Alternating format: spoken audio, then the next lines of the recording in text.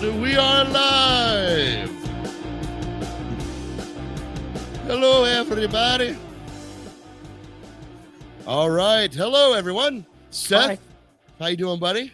Doing all right. How are you Good. doing? I'm doing good, man. Good to see you. You look good. You got a very Paul Dano look about you today. I don't know if that's a compliment. Why wouldn't it be a compliment? I don't know. The guy's he's a famous actor. He's in movies. You don't get in the movies for not looking good. He just played a serial killer. So, are you saying I look like a serial killer? See, what'd I tell you, Ramon? What'd I tell you? I didn't say nothing. It's nothing to do with me. It was his idea. Ramon from Hit or Miss TV. How you doing? I just had roast dinner and it was really nice. And these two made me rush. And they're like, "Oh, go on, hurry up, eat it. Hurry up and eat it." Then he was like, I just had like a what was it, a swan or a goose or some shit that he just said that he ate, wrapped up in pepperoni. And then he was like, I've not had a raw one of those. He goes, but sometimes like maybe when I'm gonna do, I'll have like a piece of like the goose's head or some shit. Then the other dude was like, "Oh yeah, look at me and my roasting. Oh, can we go live yet?" And then here we are. Anyway, yep, that's what happened. That's exactly what didn't happen. No, what happened was we're about to go live. You know, we're backstage, and when we're backstage, the program tells you, "Hey, you're set to go live right now, or in 1 minute, or you're late." Does it do that? Does it? Yeah, and it's sitting there going, "Hey, it's showtime," and Ramon's over here like, "Hold on, I've got to finish my dinner, roast dinner." I've been up for 8 hours today, but I chose now to eat dinner." All right. Yeah. So thanks, Ramon. I appreciate. Oh, no, sorry. Please continue. Continue with your meal. Is there dessert? Could you imagine if he brought out dessert? Oh, dude, are you kidding me? There's a fucking cherry pie off camera. I guarantee it. Apple pie. Apple pie. Yeah, it's apple pie. So I was going to say, what time do we go live today? 12. We're live now. We're live now. We're live now. Hi, everyone. What the fuck do you think that whole beginning was? Just I know. I was just around? Okay. Well, today is a good day. Ramon, I appreciate you being with us so you can hassle us and give us a hard time. Just you, not us. Just you, not Steph. I don't pick on Steph. Just you. You were trying to get Seth to say Bruce Wayne like Paul Dano all morning, so don't even start. Never said that at all. I would never ever disrespect Seth. I'm going to share our conversation that we had in Messenger where I said maybe we shouldn't pick on Seth. Like, we shouldn't bully Seth into thinking he's a serial killer. That's exactly what I said. Nothing can go wrong with that. Exactly what I said, Seth. See? That's why he won't send it. That's exactly what I said. And he's like, no. I said that. Fuck you.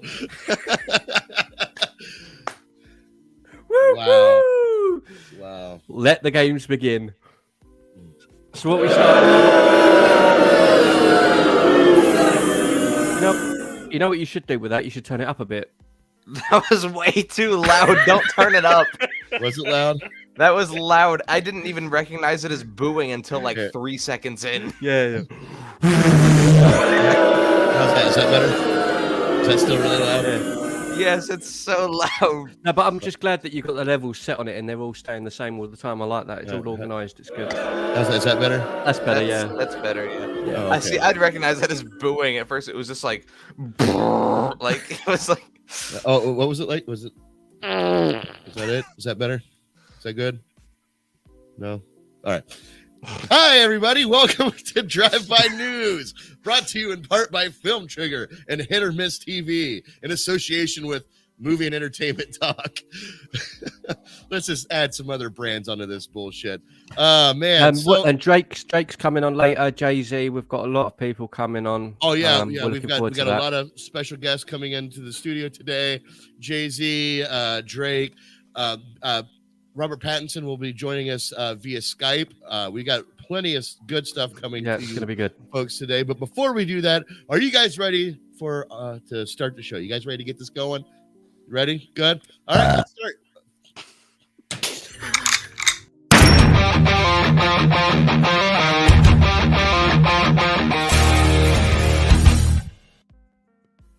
All right, and we have begun. What's so funny? What are you laughing about, there, kid? No, I'm not talking to you. I'm talking to. Okay, like halfway through the intro, I decided I'm thirsty, so I had to grab my water, open it, take a drink, swallow said drink before the intro ended. Said drink. Yeah, said drink. This one. It's said. And I failed. And I spilled it after the intro ended. It So just got worse and worse. I spilled it, and then it landed on my laptop, and now it's sparking. I don't know what's going on. See? Oh, All man. excitement. How was your guys' week? Very good. Very, very good. Cool. Anything Good. fun, new, interesting? Well, obviously, the big movie. Oh yeah, what's it called? The Banana Man. Is that a baseball movie? I think. it stars some dude from Twilight. I wasn't paying attention to it. No, Right. Before you get into it, you've got to pick one. You've got to pick Wolf Boy or the Vampire. Who's the coolest one in Twilight? I'm not even gonna pretend I've ever seen Twilight. Oh, Seth, don't lie to me. I know you've got them on DVD. I don't. Oh. I have a whole shelf of Blu-rays right here, and Twilight's not not up there. I think you'd really like it, you know. I guess we'll never know. What you won't watch Twilight? I will, It's but not it's not a bad franchise. It's got some really bad bits in it. Moments. It's not made for us. No. But it's got some chick-flick. It's got some scenes in it. I watched it recently, and there's a couple of really bad acted scenes. You know, just ones that thrown in, and you go, "What on earth was that?" Like that was just bad. Well, yeah, I mean, it was casted by like all the popular party boys of the time. You know, it's it's like a prep rally, but a movie. So, with that being said, you guys ready to dive into some news here? Hell yes. yes. All right, cool. Well, to start off, because number one, our phone lines are open. We are live to take phone calls. You can give us a call at 740-527-3447. We'll take your call live. You can text us at that number too, but that's kind of pointless. You can just leave a comment, and that's the same thing, minus one step for me. But Ramon, I know how much you love reboots, remakes. We're not. I thought we was going straight into. Oh, we're saving the big story. Yeah, we'll save that for last. Right, okay, all right, cool. But I did. How do you feel about sequels that aren't necessarily direct sequels, like almost like a spin-off sequel? How do you feel about those? Depends, doesn't it? Well, what about Planet of the Apes? Dead in the water, mate. It's going dead in the water, you say? Yeah, dead in the water. Why do you say that? Because I think the last trilogy was bloody outstanding. That one with I'm not sure. Well, it's still going to be part of this universe. But that story's completely done. It ends with. I don't want to give it away in case people ain't seen it, but it ends how you can't carry on with the same people. Put it that way. Well, obviously you can't carry on with Caesar, but yeah. Yeah. So to me, it's finished. Like that's the end of it. You don't need any more. That's this. Whatever this spin-off is just a cash cow, isn't it? So the other three I thought were really good movies, but but the nature of the beast. I mean, I never watched the trilogy. I really want to watch the trilogy because it's fucking blinding. It's really good.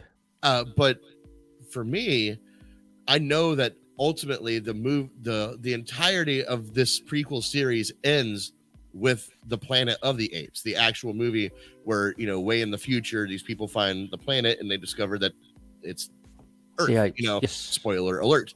Yes. But so there's still one story to be told. Yes. And that's one Makes with sense. Charlton Heston, and it's already been told. Oh, so this series is a prequel to the Charlton. No, this will just be a remake of whatever the Charlton Heston one is, because that's already been done. The Planet of the Apes. That's what it is. Yeah, but I think it's. I've not seen the Planet of the Apes trilogy, the most recent one. Again, you like flipping. You like all like Jurassic Park. It's just that with monkeys, isn't it? But it's just it is though, isn't it? It is. It's just that with monkeys, and it's such a good trilogy. It really is. Every single one of them, and they're all very, very different movies. They're completely different locations, completely different. Like the first movie is very, very subtle. It's just one ape and there's only about 3 people in it. The second one's a bit more out there, and then the third one's completely crazy. But they've all got different casts, and for some reason it just works. I didn't think it would because I think James Franco was in the first one. The second one was, I can't remember. It's got the geezer who was in who played Malfoy in Harry Potter has got a big part in it. He's really good in it. and it's a completely different story, completely different tale, but it just works. And the third one, again, completely different cast, and it just works. But it's got the same monkeys and everything are in it, and where they end up and what they do. Apes. Yeah, but it just ends perfectly. It ends so. Just ends perfectly where you go, cool, that's the end of the story. For him to jump off of this kind of, I'm just like, what do we know about Wes Ball? Do we know anything about Wes Ball, Seth? I don't know who that is. I'll look it up though. Yeah, he's going to be the director. Wes Ball, in collaboration with screenwriter Josh Friedman. It's said to still be in development and it's planned to start shooting by the end of the year. So like they're pretty aggressive about it. So you look at this as a cash cow, then Ramon, you think the story's done. There's no need to make a sequel. But like again, but what if it's like in the future? Like let's say it's 200 years in the future, it could really open itself to tell a whole new story of the evolution. It could do, but to me, that's just the Planet of the Apes with Charlton Heston. That's what that is. That's already Planet of Apes. Well, but I am saying like even before, still another prequel to the actual Planet of the Apes. But you could do, but again, for me, it's just like you've just had the really good trilogy. Like, let it be. Like, yeah. Wes Ball has only done the Maze Runner trilogy. Oh, because that really went well for him, didn't it? Every other thing he's ever done is a short. That really inspires confidence. That really, because the first Maze Runner was a copy of the Hunger Games, and then Allegiant and Divergent and all them came out to copy the Hunger Games. Then the bottom tier one was the Maze Runner, which was the copy of the copy. The first one went to the theater. The second two completely bombed. Fantastic idea. Let's get him to do Planet of the Apes because that'll work. Go Wes Ball. You're gonna judge an artist on their failures. Couldn't you judge him on his success? All right. What was his success? Well, couldn't one argue that an artist who has struggled is learning something?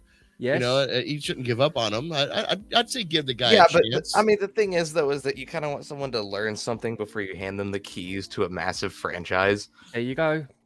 He's not earned it. It's got to go to someone like, I don't know, someone exactly what Seth just said. It's someone that's just done a movie that's like an upcoming movie and they've gone, oh, wow, they've done well with it. Let them have something a bit bigger.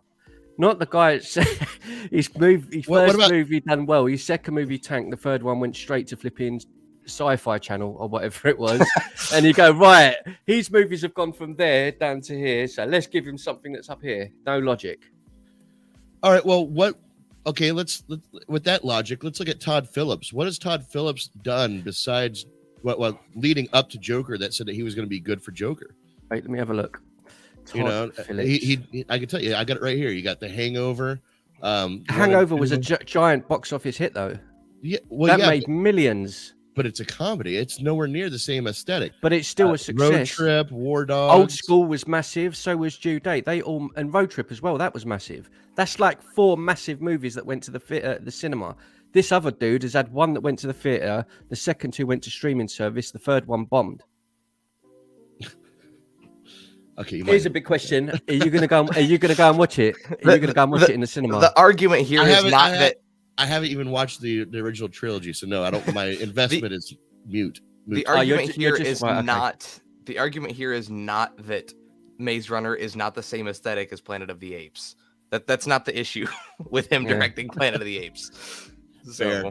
But saying that, I'm just being out of order. I think, to be honest, it'll probably be all right. I've watched all the Maze Runner movies. They're okay, but they're just a copy of Hunger Games and Divergent and that. But they're all right. I mean, I'll watch them anyway. I quite like them, but that doesn't really genuinely doesn't really instill confidence to sort of go, wow, this guy's really gonna knock it out of the park. Like, he's really gonna do it. That's the guy for the job. They're sitting there in the exec offices. Right, let's think. Christopher Nolan's not busy. He's just done Tenet, done all right.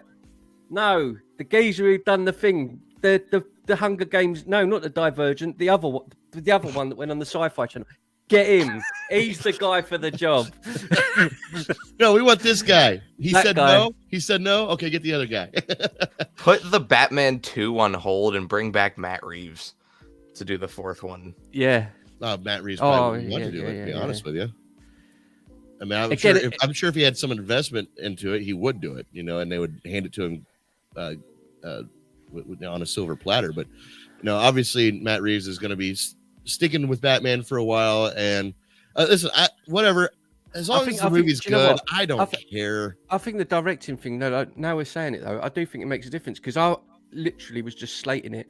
And if you dropped the bomb and went, no, Nolan's doing the next one, that would have instantly changed my mind, because I would have gone, well, I know what Nolan's capable of. All right, then. But it's not that. It's the dude with the series on Sci-Fi Channel.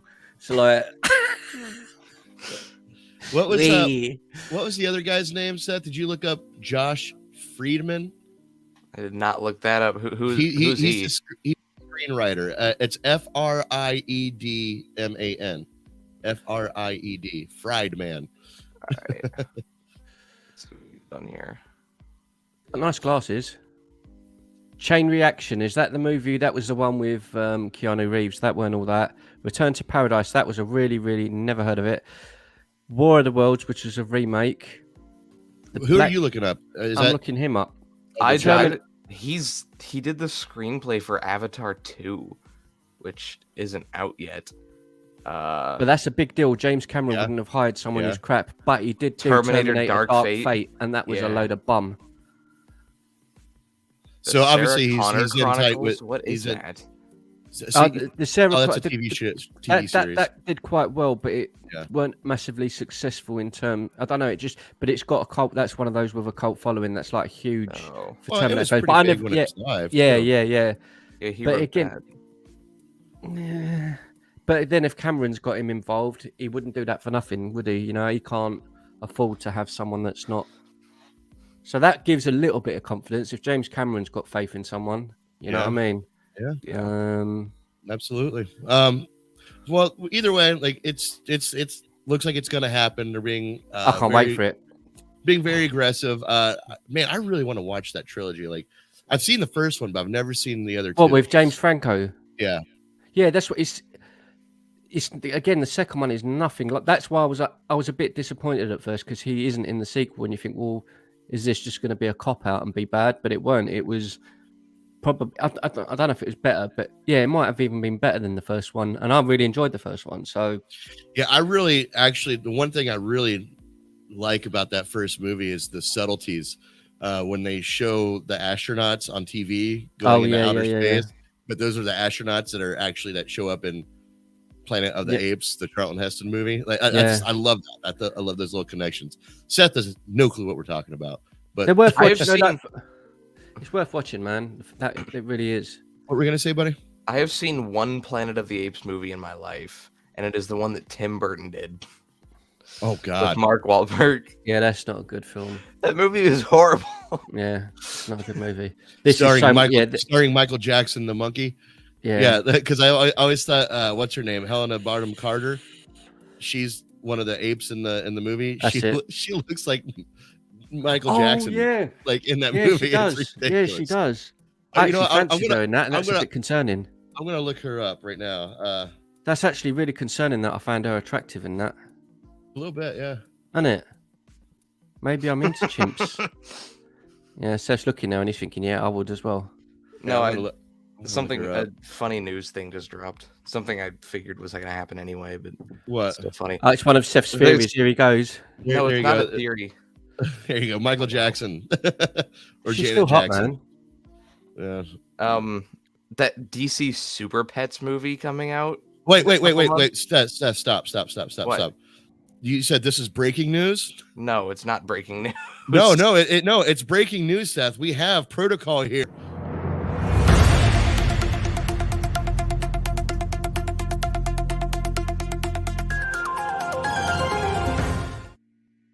Breaking Seth, news. Deliver us the breaking news. What is Up it? to date. You can only see it here at Film Trigger right now. And go. Keanu Reeves is voicing Batman.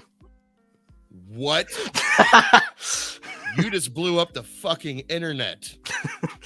Keanu Reeves is voicing Batman in that animated Super Pets movie. What? There's your breaking news. That's Wow. it. There's no more to it. That's it. That's all the news. Hold on. But that's exciting though. Is it? Yeah.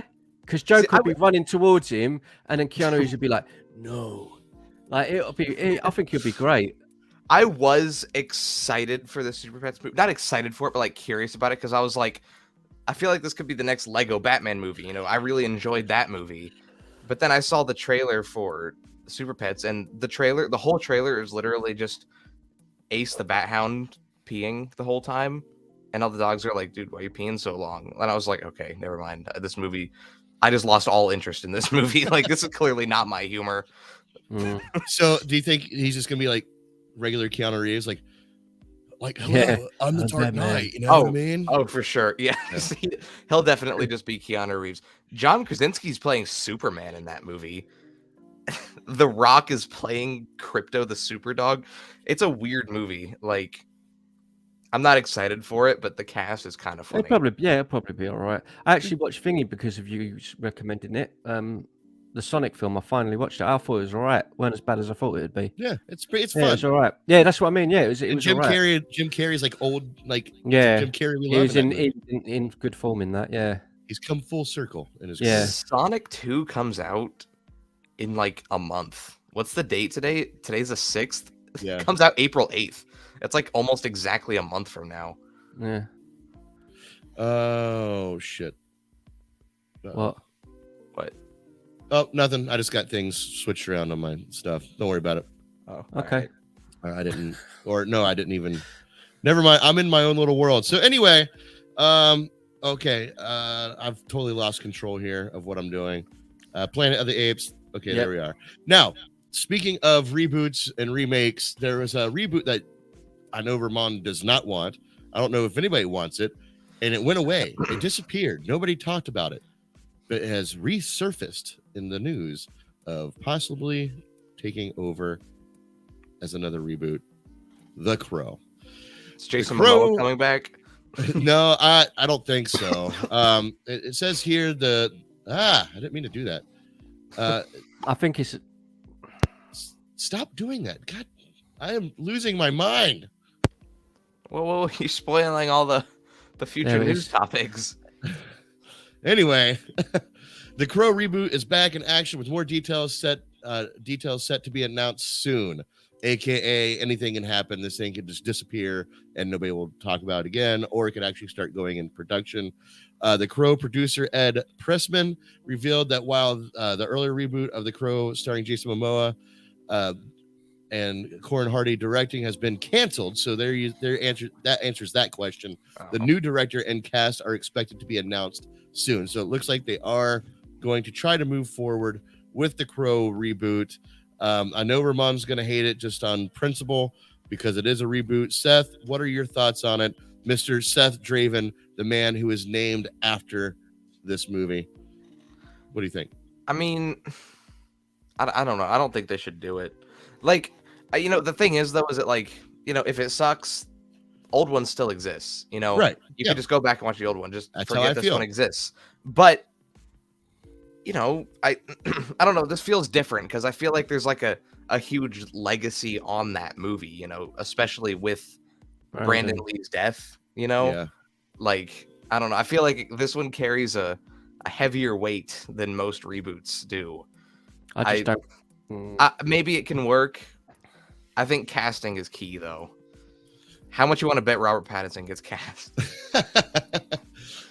Well, I don't know how his character would be any different than the Batman. The Batman was the Crow, pretty much. Exactly. I think even if you had a great cast, even if you had the great director doing it, like Seth just said, I don't think there's certain things. Like with remakes and everything and reboots, yeah, cool. I can disagree and say that they shouldn't be done, and then I'll be surprised by one, and you go, oh, "Wow, that was a really good film." But I think this is different. It is different because it's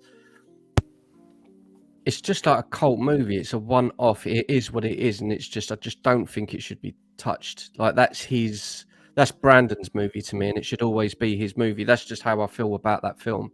I know even if they make a good one or they made a bad one, you can go back to that, but. I think everyone who's a fan of the original really will be like, I don't know. Like, is it going to get, even if it had the big cast and that, do you really think millions are going to go and watch it? Not really, because there'll be a lot of people doubting and you know, I don't know. I just don't think that should be touched. I just don't think that should be touched. I listen. I feel exactly what you mean. Like I kind of feel the same way, but at the same time, you know, that movie, like Seth said, that movie's still going to exist. You know, I don't have any qualms with somebody wanting to take their own adaptation, and who knows? I mean, if we looked at concepts like that all the time, we might not have great movies that we love. You know, I mean, yeah. You got to give these things a chance. You know, I mean, but then there's also that possibility of getting fatigued from a property because they just reboot it over and over again, which is like one of my biggest issues with the Batman. You know, it's a property that's just regurgitated, and I'm starting to get tired of just seeing the characters, you know, and well, we'll get more into that in our spoiler-free review, but I don't know. We'll see what they come up with. If they do it, they have to do it strong. That's what, but that's what, and I mean, they have to do it like probably the best way to go about it and to pay homage to the Brandon Lee one is just keep it to the comic books, strictly do a comic book adaptation of it.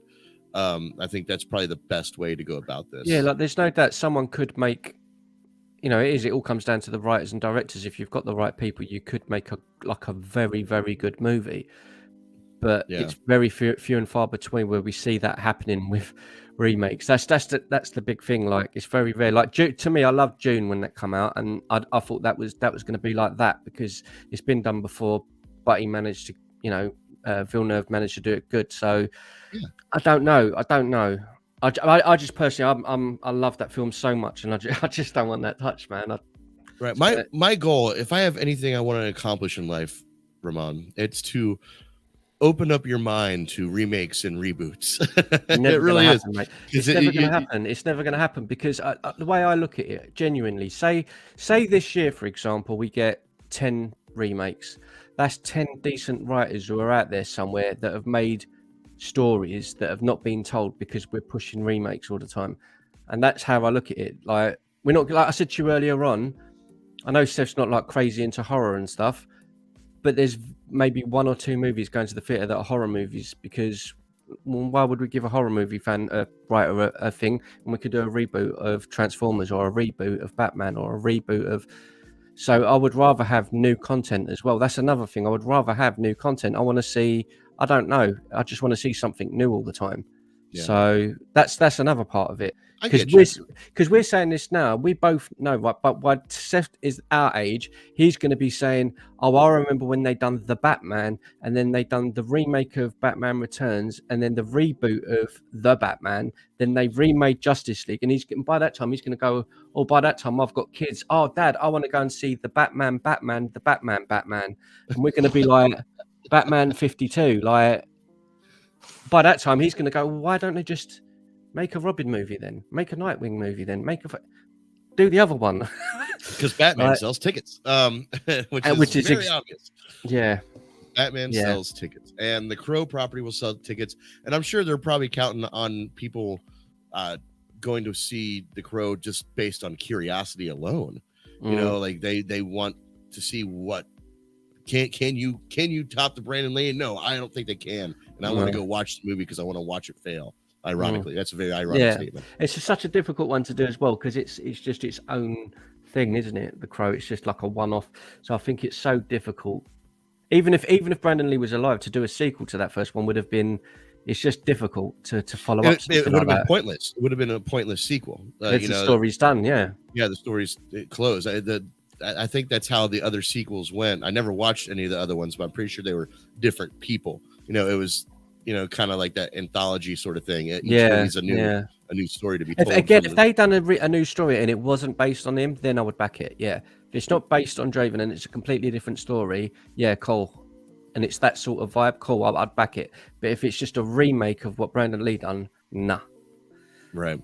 Well, but then again, it could just be a remake of the source material, which Brandon Lee also did. So, like, you know, this is where it can get convoluted. Yeah. Like, well, I'm trying to do my rendition of this comic book that I love. You know, I know Brandon Lee came out with this movie years ago, but that's not why I love it. I love the comic book, and I want to remake that. You know, so I could that's where I start questioning, like, who are we to say, no, you can't make that because of a movie I like? When these people are like, well, I don't care about that movie. I just like the comic book. I think we're the fans and we've got a choice. That's what I think. So remakes, burn them in hell. Original content all day. Okay. All right. Well, for example, what did you? I tell you, it's off subject. Wait, no. It was off subject. But when you was younger, when I was younger, did you enjoy Clerks when it came out or not? Was that your sort of enjoy what? Clerks or Clerks? I don't know how you say it over there. The Kevin Smith movie. Oh, no. Oh, when your sort of thing. I never really watched it. I watched Mallrats, and I was a teenager when I watched it. That's what. Right? Did you enjoy that? Yeah, it was okay. To me, that's what I'm saying. When that's a completely different sort of film, you don't get those sort of films. That's what I mean about original movies. That's what I'm saying. Just a movie like that, just a group of kids, and it's a story about this, or it's a science fiction movie, and it's a story about just something that's its own. That's why I'm a bit like that with remakes, because I just don't want to see the same thing. Yeah, over and over and over again. I get that. That makes sense. But at the same time, let the artists do what they want. And who knows? We might the new Crow movie might be your favorite, Ramon. Yeah. All right. Now this isn't a reboot or a remake. Well, neither was the Planet of the Apes, but this falls into the Planet of the Apes area. This is a sequel to I Am Legend. It's going to be I Am Legend 2 is in pre-production with what a title, right? What a title, right, guys? There's a new one coming out. We've got a new story. What do you want to call it? I Am Legend was the first one. Call it I Am Legend 2. I don't know if it's called I Am Legend 2. Like that's just what they're using here. We don't even know much about it besides Will Smith and Michael B. Jordan will be working together to bring this movie to life. Now somebody's gonna have to remind me. Did Will Smith survive the first movie? No. Nope. Okay, but there was two endings. There's two endings. The alternate ending he survived. Okay, that's what I was remembering. The main ending he did not survive. I really enjoyed that movie when that came out, man. I really enjoyed that. So when you do a sequel, which ending are you going to go from? I'm thinking they're going to go with the alternate ending because they tested, they did test screenings for the movie before it released, and people for some reason preferred the ending where he died at the end. So that's the one they released. Right. But audiences, since the movie's been released, prefer the alternate ending where he survives. Right. And that's the one that people like the most. So I'm just assuming that they'll go with that one. But I mean, maybe they're just gonna do flashbacks with him or something. But maybe now in the first movie, it's been so long since I've seen it, so I'm hoping you guys can remember. He had a kid in that movie. Was that a girl or a boy? Did he have a son or a daughter in that movie? He did not have a kid in that movie. He found someone else. He met someone else there. It was a mom. He met a mom there. Just out in the city somewhere. She had a kid. He did not have a kid. Okay, that's right. His wife went in the helicopter and the helicopter exploded. Yeah, right. I completely forgot about that. Yeah. So did he have a kid on that helicopter too? Or yes. It just... Yeah. Okay, so I was right. He had a kid. Okay. Okay. Yeah, you're right. The reason why I was asking was to see if maybe there was some way they were going to try to bring Michael B. Jordan to be like a relative. I think it'll be that kid. It'll be the woman's kid, won't it? Because they would have survived. If they go with the one where he died and that girl escapes with her kid, then it will be that the kid will be. Was that kid a boy? I just can't not remember. I'm guessing would be the. But, anyway, I Am Legend 2. Is this movie just too old for a sequel like this and to keep interest? Do you think there's an interest in this? I think if it's done in the same sort of post-apocalyptic thing and don't go too crazy and keep it similar, I think it would work because it's like quite a bit like A Quiet Place. It's like that sort of thing, and it is very minimal going on, and it's a bit scary. Like, I was surprised how much I enjoyed that. I didn't watch it at the theaters because I thought it was going to be like a really bad movie, but I ended up watching it. I was like, wow, this is actually an all right movie. I quite enjoyed it. If it's like that sort of vibe, I think it would be successful. Is it too long? I don't know. I don't know either. I just don't know if there's an audience for it still. I mean, there's a couple things that go against it. Number one, it's age. Now, obviously, we're living in the climate where you can do a direct sequel to 50-year-old movies, but like, also, it's a zombie film. Are we still doing the zombie thing? Can we? Like, I think if it's done, I'm a bit like that with the zombie. I mean, I used to love zombie movies and TV shows and all that, and I think it depends on the writer. Like the guys who've done 28 Days Later and 28 Weeks Later, I really love those movies, and they was also always supposed to do a third part. If they still done that now, I think it would still be successful because it's got that name behind it. But again, I Am Legend, I don't know if it has that. Does it? I don't know. I really don't know. I would personally like it, another one, if they kept it the same sort of thing. But I don't know if. Well, we also have to keep in mind that Will Smith and Michael B. Jordan, two big names in Hollywood, are going to be. I was going to say star power is key. Yeah. Obviously, Seth, did you happen to look up see if that was a son or a daughter that woman had? It was a son, but he's a white kid, so he will not be played. That won't be Michael B. Jordan. Well, they can always change that. Whoa! Wait, no, it's Hollywood. Stay woke, son. we could do anything now. Could do anything now. Yeah, it is him. I mean, I guess, but like, I'm just saying it's unlikely. They could do it. You could do anything with movies now. It doesn't matter. It doesn't matter. It really don't. All right. Well, I Am Legend 2 is in pre-production. It's got star power behind it. It will probably. I think it will probably. I'd go and watch it. If it's the same, if we see a trailer and it's the same sort of thing, I'd go and watch it. Yeah, my initial thought is it's going to be a run-of-the-mill, probably make moderate success, and I think they probably understand that's where it will probably land. I don't think it's going to be, breaking records or anything. With the star power that it has, it's going to be a nice moderate movie, I believe. Hopefully it's at least that. So, now, I don't know if this is a remake or a reboot. Let's see. I love a remake. Or a sequel. I don't know if this is going to be a sequel or not. Let me see if I can skim through here real quick. Okay, all right. This looks like it's going to be a new take on the franchise. All right, so this will be a new Alien movie in development from Fede Alverez, who just did the Texas Chainsaw Massacre movie as a producer. He was also the director of Evil Dead.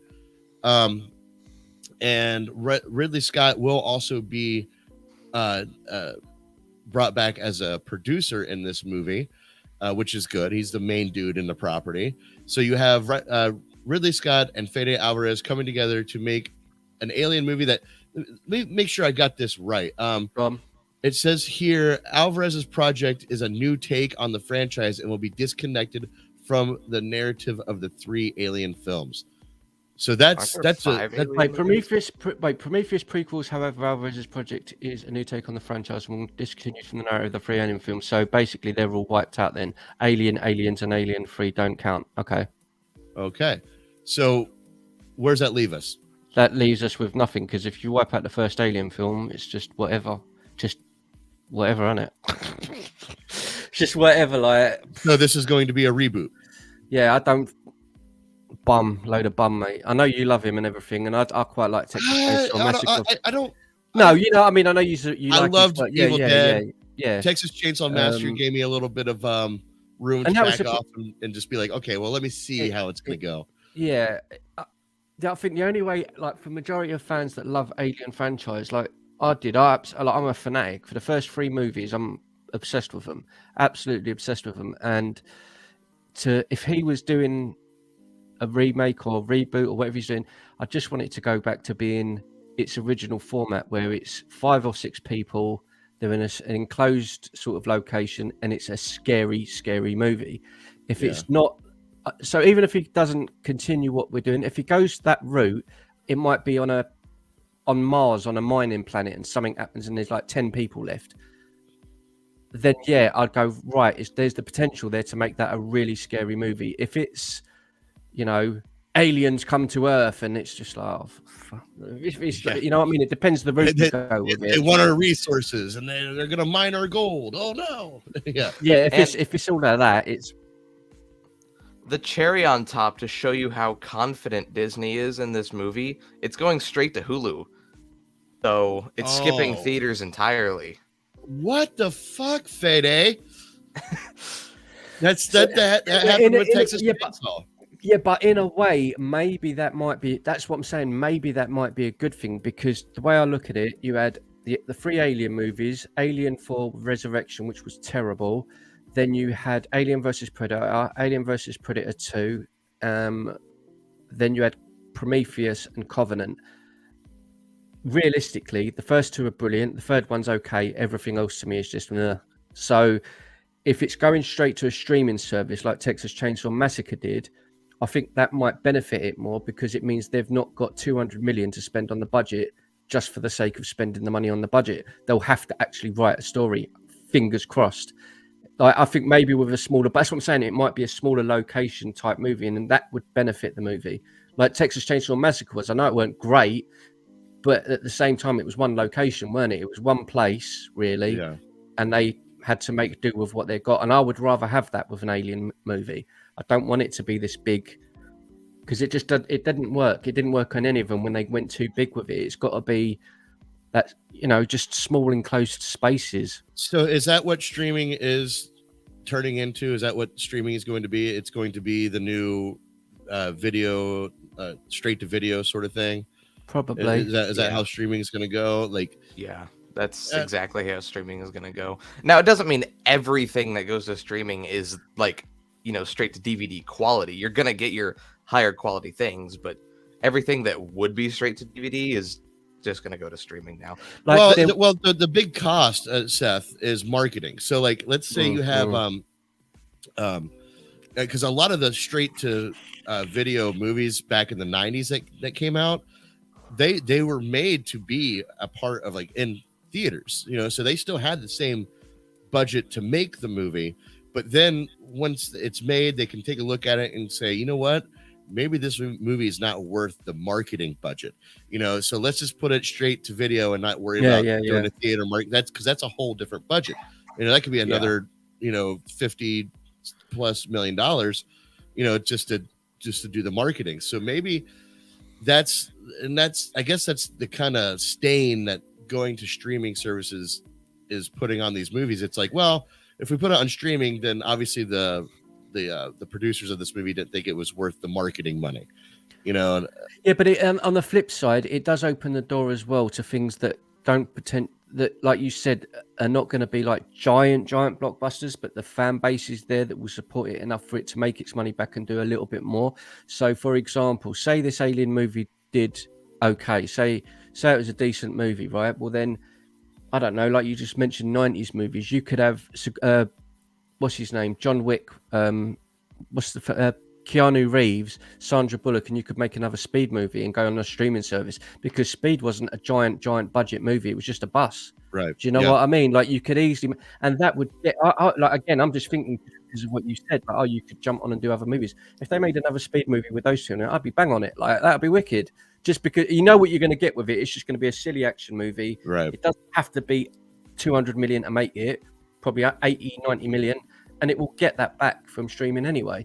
Well, like look at Texas Chainsaw Massacre. Do you think, which another Fede Alverez film, or he produced? Do you think that would have done? How do you think that would have done in theaters? Do you think putting that on streaming was worth it? I think it was right for the time. I think if that it would have done well if it had come out of Halloween. If Halloween ends, that's what when we were saying before. If Halloween ends comes out on the 18th of October and that comes out the week after, just before, like the 26th, 27th. It would have been successful at the theatre because of Halloween. So, I don't. Again, it depends on the time of year with those, like the slashers and that, doesn't it? But Alien, I'm glad that in a way, if it's going straight to streaming, that makes it a bit better, because that means it's going to be the more smaller enclosed spaces, man, and that's what made Alien good, I think. Yeah. The thing though is that, like, you're comparing this movie to Texas Chainsaw Massacre. But that, in my mind, I don't think that's the right thing to do. I wasn't comparing them. No, me. I wasn't. Oh, okay, sorry. I don't think that's the right thing to do, because you're comparing it, and you're like, well, straight to streaming, that's kind of that could be a red flag. The difference here is that with Texas Chainsaw Massacre, that was fully planned for a theatrical release. They were into filming when they decided, yikes, this is going to streaming. Like, we're not releasing this in theaters. That's what happened with Texas Chainsaw Massacre. This, from the beginning, is like a straight to streaming thing. So I think that gives it a little bit more hope, in my mind at least. Because like even with Prometheus, I won't like ramble on about it. Prometheus was the last one Ridley Scott done, and everyone was excited because it was like the first time he was back involved with aliens. Prometheus is more about religion and about the faith of humanity. It's got nothing really to do with aliens. It's got zero to do with aliens. So I don't really want, as much as I love Ridley Scott, I don't really want him involved in doing more, because he's going to make it again about how did we all get here? Why are we here? Let's go out and explore. Right. And I just want to watch a bloody alien movie. I just want, I just want to watch an alien movie where everyone's afraid. Well, I mean, he might do that then. Yeah, like Texas Chainsaw Massacre. Now I'm seeing the comparison.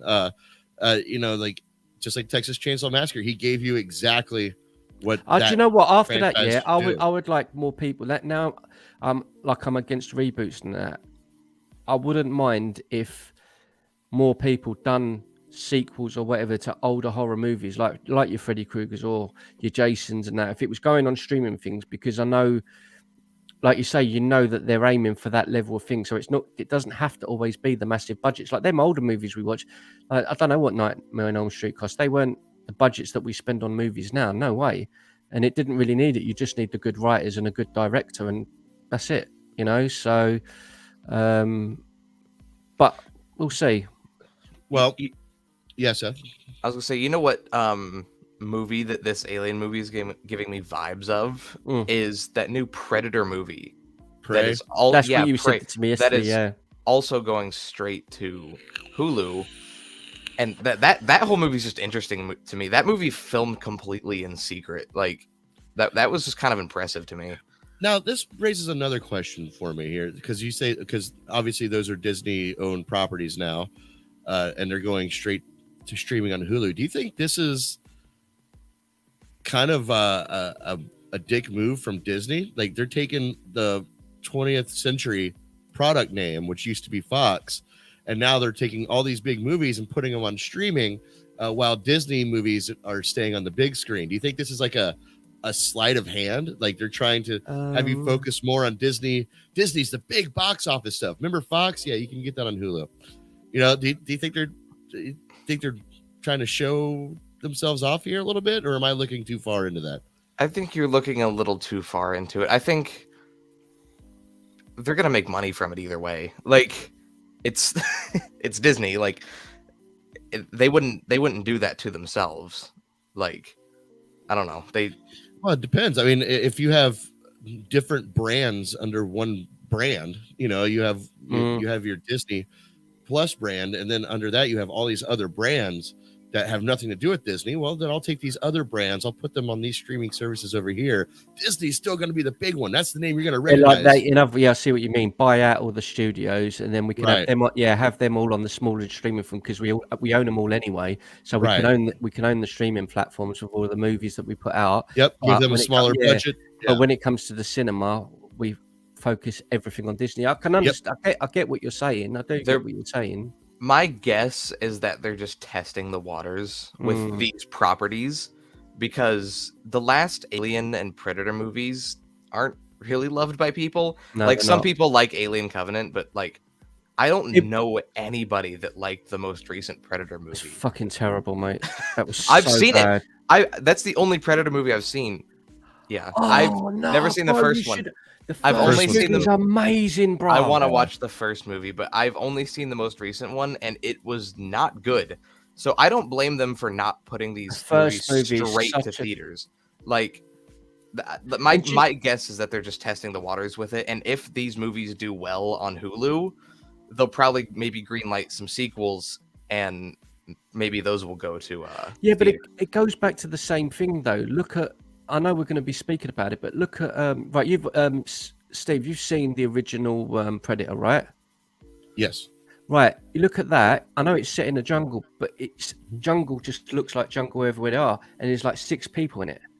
Same as Alien. Alien 1 is on a ship, one location, and they're massive movies. You look at the Batman movie, the Batman, well, we know he keeps knocking on doors. So, like, that doesn't have a job. I know it's set in Gotham, but it doesn't really go, way all over. We're over here. We're over here. Yeah, it feels finite. Exactly. Same thing. 2 or 3 locations. That's all you need. As long as the story is tight, people will love it. That to me is the same formula. But yeah, you got to what that. Well, again, that newer Predator movie was like 25 different locations, all these different ones going, all this. Yeah. And you're like, no one cares about that. You just want the decent story. You just want to. It's their way of trying to branch out from those original movies. Those original movies being, made in a cost-effective way. That's why they had smaller sets and it was very, enclosed filming. But like now the franchise is picked up. Now we can broaden our horizons, and that now I think sometimes it doesn't need to look there. This is how like expensive, how much money we're putting in this movie. But prime example, you said you like Alverez because he done Evil Dead. Yeah, Evil Dead again is a tiny location. Yep, you don't. That's what I mean. I think there's something more scary about that. Doing a horror movie in a confined space where it's almost claustrophobic. That's what I mean. Do you know what? When Alien had they had like the 40-year anniversary about 2 or 3 years ago, right? There was, I think Fox at the time had, I think it was 6 directors given a budget, and they done short 10-minute movies, short Alien movies, and it's all on YouTube.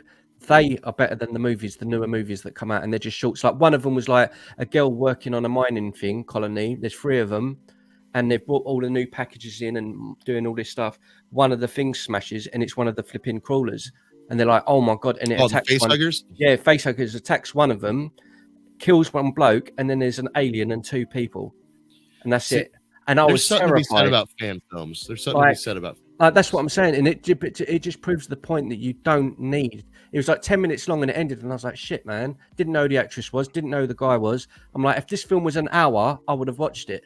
Because it was good, it was well done. Like you don't need, unless it's like the big budget movies, like we say, like the Batmans or a superhero movie with Captain America. You've got to go big. But I think in general, you don't really need to. What about this, Ramon and Seth? Here's a concept. What if Fede Alverez takes a hold of this alien property? And instead of making a single movie, or maybe he starts off with a single movie, but it spans into a series on Hulu, and the series is focused just on the aliens, and it's almost again, I'm going to use that word, like almost an anthology series where each episode is a new area that they're taking over. It's a new horror story with a new cast and a new everything. The only constant is the aliens. Do you think that would? I think the writing has to be. To me, that's all I care about. Of course, but I'm just saying, like, to breathe new life into an old franchise. I mean, that's taking a page from the Chucky book. That's what they did, right? I've not even seen that. Of any news. That's exactly what Chucky did. And it seemed to work for them. So I wouldn't mind seeing, taking a big property like Aliens and just having different stories and different. Giving us a series beyond it. Or with it, I think that's a good approach. Personally, I don't know if that's the approach that they're taking with this one, but it's definitely an idea. I just want to toss that out there. See what you guys thought. You might be onto something. We know we're getting an Alien an Alien series on Hulu. Like that's already been announced. Yeah. Oh, I didn't even know that's that. a good one. I like that. Score. Now, your idea of it being focused on the aliens is kind of thrown out because this show is said to be taking place purely on Earth, which is kind of odd. It is odd for a movie called Aliens. They've said that this movie or the series takes place about 70 years from now. So it's a series. So they're doing a series, but Fede Alverez is doing a movie. Oh, I see. Sorry. This is what I was saying. Why can't they just have that movie set up the tone and the aesthetic of what we're going to get and use that to start the series? Jimbo writes in, can't wait for the scene where the xenomorph kills everybody on Instagram Live. I'd pay for that. I'd like that. I'd like someone doing TikToks. Hey, look at me, look at me. And Somebody's seen the Batman, huh, Jim? Yeah. I'd like some of that. Appreciate you writing in, Jim. Thank you. Also, in case anybody doesn't know, if you can't read the banner at the bottom, we are also live to take phone calls at the moment. Give us a call, 740-527-3447. If you can make it on the air, my whole board is lit up right now with phone calls. So I'm gonna have to pick and choose who I can. I'm joking. Nobody's calling. If you want to call in, you'll get in right now. You know what? It's making me think. And this conversation is really making me think about all the movies that are considered classic movies. Yeah, RoboCop doesn't have a lot of scenery. The original Terminator don't have a lot of. It's like there ain't really a lot. The original Terminator does. Well, it's not. It's the car. I mean, it's a chase movie. I mean, they're. Yeah, I mean, but the car. It's mainly the car. Fair. The police station. Yeah. And a factory. Yeah, and on the other side of the wall of the police station is the hotel room they stay in. Yeah, exactly. It's not like, but I think it is that there is something in that with a lot of classic movies that it doesn't necessarily, unless it's like your big budgets, your Indiana Jones, your Star Wars, like you need the big blockbuster thing. I think a lot of movies try to add in too much. Like we see that in a lot of movies. What was that one we see? Not Tomb Raider. It was one like that recently that came out. And like every sort of minute and a half, it's like Bangladesh, Africa.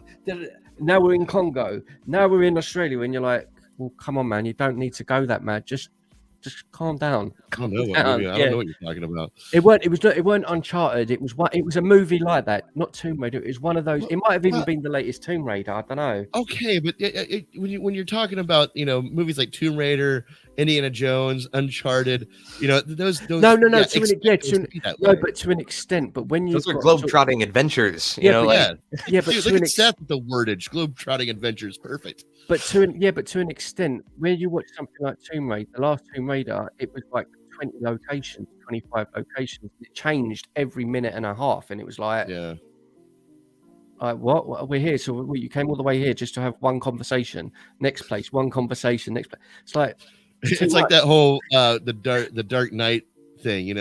I think a simple phone call could have sufficed. Yeah. Yep, simple and effective, but. All right. Well, Aliens movie is coming out with Fede Alverez. Whether it's going to this year or is it this year or next year? What, Alien? I doubt it's this year. I don't even think this has started filming yet. So. Oh, right.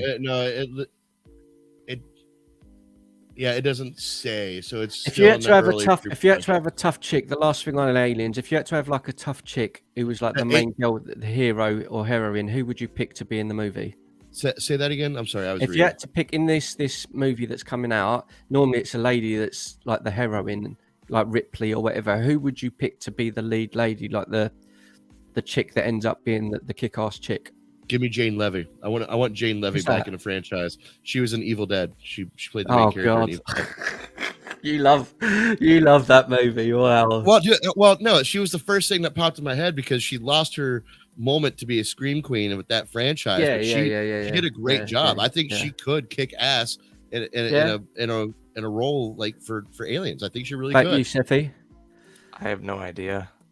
He doesn't watch movies. Don't forget, he doesn't. I watch movies. No, just a tough chick. Who would you see as someone who's like kick ass?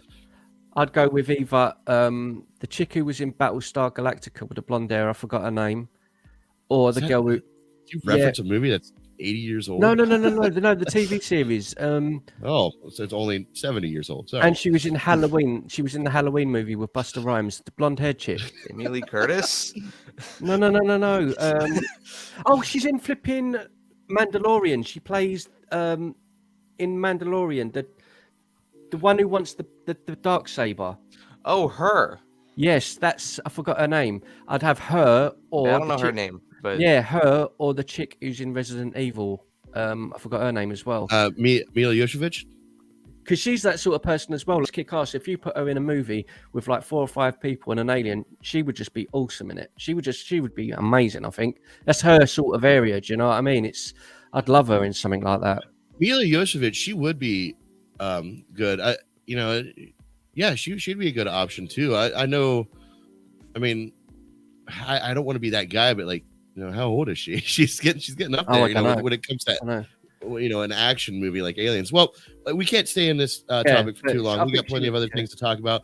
Aliens movie is coming out with Fede Alverez. Mum is the word. Rather, it's going to be attached to the series that is also coming. 45. 45. That's perfect, man. She would be awesome in it. 45. What? Mia Jovovich.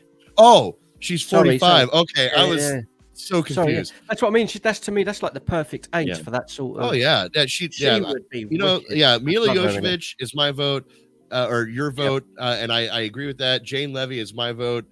Seth, he doesn't know actors, so we don't. I busted this kid's balls, man. Come on, Paul Dano. Gwyneth Paltrow. Yeah, Gwyneth Paltrow. She's going to get rid of the aliens with her vagina. Miley Cyrus. I'm sorry, I love you, Seth. What a weird thing! Like Gwyneth Paltrow just out of nowhere just started coming out with all these adult themed things. Like she has like anal. Oh I know. She put out, candles weird, that smell man. like her vagina. Like what? Yeah, the hell? it's so weird, man. An odd person. That's how you're dealing with a midlife crisis. Gotcha. All right. So moving forward, past Alien is another sequel, a sequel that I think a lot of us really wanted, and it picked up steam. You're just doing this to wind me up. I know you. I know what it's you're not doing. a reboot, man. No, you're doing it like wind it up. No. Everyone wants this. You're gonna put just it on. Let screen. me do my shtick. So, go on, sorry. So it's a sequel that at least I won't speak for everyone, Seth. But I wanted the sequel to come out, and it was picking up steam, and I got really excited for it, and then it dropped off completely. You just could not. They couldn't get it together, and it looked like it was dead in the water. Now, thank you to Brad Pitt and his studio, Plan B, which his studio has brought back to life. World War Z, 12 Years a Slave is another one that Plan B picked up. So his production company has some good names under its belt, and now I am proud to announce that Beetlejuice 2 is moving forward with the original cast, only being Michael Keaton and Winona Ryder right now, and Tim Burton set to direct the movie as well. What? Is he? Yeah. This was announced yesterday. Yep. I was about to drop a really bad joke there, and I thought I better not. Go on. Really bad? Yeah, it was a really, really bad joke. And very insensitive one. I weren't going to do it. It was about Alec. Oh, yeah. So I won't. Mm. The original, fantastic. Love that movie. What do you think about there being a sequel? 30 almost. It's a bit late, but I think it will still be massively successful because I think it's still. I think Beetlejuice. I don't know, Seth. Is it like your age? Did you like the original? Is it something you've seen, or is it not really your? It's fine. Like I don't dislike it. I think I like it, but I don't. I'm not like, oh my god, I'm dying to see Beetlejuice 2. Like, I mean, whatever. Question though. Yeah. When was the last time Tim Burton made a good movie? How many movies has he made in the past few years? That's a good point. That is a good point. I mean, I think he used to be great. He really did. Do you know what? I think he lost it when he started doing like the mad animated stuff, like with Johnny Depp, the Chocolate Factory, and like where everything was CGI and all that. I think that's where he started losing his magic. So here's my theory with Tim Burton, and Johnny Depp falls into this category as well. I think they both have very parallel stories here, and that's you have these amazing artists who just got way more popular than they should have. And I think Johnny Depp, he's treated like an A-list actor, and he's not. He fell into. Hear me out. Listen, Johnny Depp is a decent actor, but he did Pirates of the Caribbean, and that put him into A-list, and I don't think he belongs there. And so what happens? So now you put somebody who's not an A-list actor into the A-list category, and they start coming out with movies, and the movies don't do all that great. You saw Johnny Depp everywhere, but how many great movies did he have after Pirates of the Caribbean? Like a handful out of the plethora. But you go before Pirates of the Caribbean, when he stayed in his realm, 80% of his movies were successes. And the same to be said about Tim Burton. Once Tim Burton, he did his Batman thing, and then he did a few good movies after that.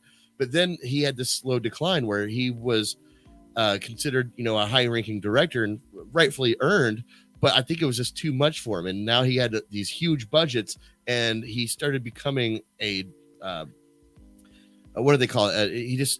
He was like making fun of himself. He was becoming. Do you know what's funny? Himself. Do you know what's funny? I'm looking him up now because again, when I was younger, I used to love around the time Beetlejuice, Edward Scissorhands, the Batman Returns. Around that time, Edward, he was wonderful, absolutely wonderful. Yeah. Sleepy Hollow, I love. And it's funny, we mentioned it just now. 2001 is when he done Planet of the Apes. Everything since then has been on a decline, I think. Right. What year did Pirates of the Caribbean come out? 2002. I think that was 2003. 3. Yeah, about 2003. So yeah, I think that's what I'm saying. Like Tim Burton and Johnny Depp's experience in cinema has paralleled in this way. Like they both did these lower budget movies. Now Tim Burton being the exception because of Batman, but you take him outside of Batman, it was still all pretty low budget stuff. Ed Wood being a prime example of that. Sleepy Hollow being a prime example of that. But once they reached a certain level, and I think Mars Attacks was probably when Tim Burton reached that higher level. I love that movie, man. It's a great movie. Yeah. And it did so good that they're like, okay, we'll give him any movie. And then you start giving him any movie and they all start looking the same. Yeah. But I do think putting these actors back to their roots, like Michael Keaton, Winona Ryder, which she's doing just fine. But Tim Burton back into these older properties. I think he's going to be so funny, bro. He's going to be. I think they're gonna fall right into place. I think they're going to. Do you know what? I think Keaton's going to be hilarious because he's not done crazy in years. Like he's done bits in movies where he's a bit like himself. Beetlejuice was him in his element, just rambling on. And I think to just let him do his thing again, I can't wait. I think it's going to be well funny. I just think it's going to be so silly. Yeah, I love this trend. I hope this trend continues where actors kind of like who have been fortunate enough to have long careers in acting come back and revisit their older properties as time keeps ticking. They're like, okay, you know what? I'm gonna Eddie Murphy goes back and does Coming to America, and he wants to do Beverly Hills Cop, and give him a finalized like, hey, this is my send off.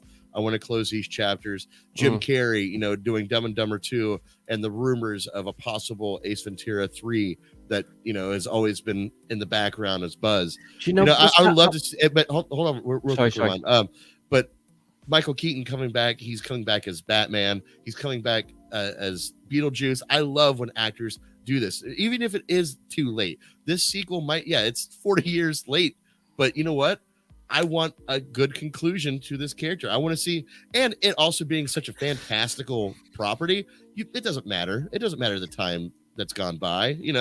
There's hundreds of stories that can be told with this Beetlejuice thing, and I hope if it doesn't do anything else, that it will at least kickstart some sort of like Beetlejuice universe. I would love to dive more into the stories that could come from a universe like that. Yeah, Beetlejuice is bonkers. When you was just saying about other movies as well, and I know we've mentioned it before, I don't know who brought it up. Even if what's his name, Jim Carrey, if he jumped up now and says, right, we're announcing 2024 the next Mask movie, I'd be bang on it, mate. I'd be bang on it. And that would be massive. I just think that would be massive, even though it's like a long time ago. It's just one of those films that everyone kind of knows, I think. And who doesn't want a good conclusion with Stanley Ipkiss? Oh, bro, that would be so. You can Ipkiss your ass goodbye. I'd love to see him again in that movie. Yeah. That movie, it's if they're not going to do a hard R like reboot of The Mask, then they should really continue. It's going to happen one day. It'll happen one day. Gonna say this every time The Mask is brought up. I want Sam Raimi to do a reboot of it. I think you're on point with that. I think that's a great director choice, Seth. So speaking of Michael Keaton, I don't know how much of this I can play, but the SAG Awards happened this last Sunday, and Michael Keaton won Best Actor for his TV show. What's it called? Oh my god, I just lost it. Dope. Yeah, Dope Sick. Right, okay. Where it tackles the the global pandemic of pills and and OxyContin and painkillers and how that's completely toxified and ruins families' lives. Excuse me. Michael Keaton, I'm going to turn the music off for this one. Michael Keaton won Best Actor for his role, and let me get the screen up here so I can share the audio. I don't know if YouTube's going to take this down. I don't know. I don't know how much of it I'm going to be able to show. But let's see here. Let me get rid of the banners here. And I'm going to skim through a little bit here. Let's see here, guys. You just wanted to check out Selma. Yeah, let's watch Selma. Why is it not playing? Oh, that's why. You have it muted. All right, so he was late. He was in the restroom and she has to wait on him, blah, blah, blah, blah, blah, blah, blah. And he does this really nice acceptance speech where he kind of calls out actors. Hey, what we're doing right now is pretty self-righteous. It's selfish. We're all just kind of sitting here patting each other on the back. And he goes on to his acceptance speech and he starts getting political a little bit. And then I see if I can find a good cue up here. Can spawn thought, conversation, actual change. Who gets to have that job? Seriously, how fortunate am I that good can come from something that I do just because I wanted to become an actor? There's massive inequity in the world. In Dope Sick, when you talk about addiction, the way to heal the problem is to accept that you have a problem. Right. So he's talking about his role in Dope Sick. I'm going to go in and out so YouTube doesn't track it. But he's going into his role in Dope Sick and how drug addiction tears lives apart. Now, here's something. I've always heard great acclaim for the show Dope Sick, and I've always been kind of interested, but his reaction to why he took this role and who he thanks for this award is just so emotional. Like it brings me to tears every time. Here, let's bring it back up and see what he says here. Not our country, the entire world.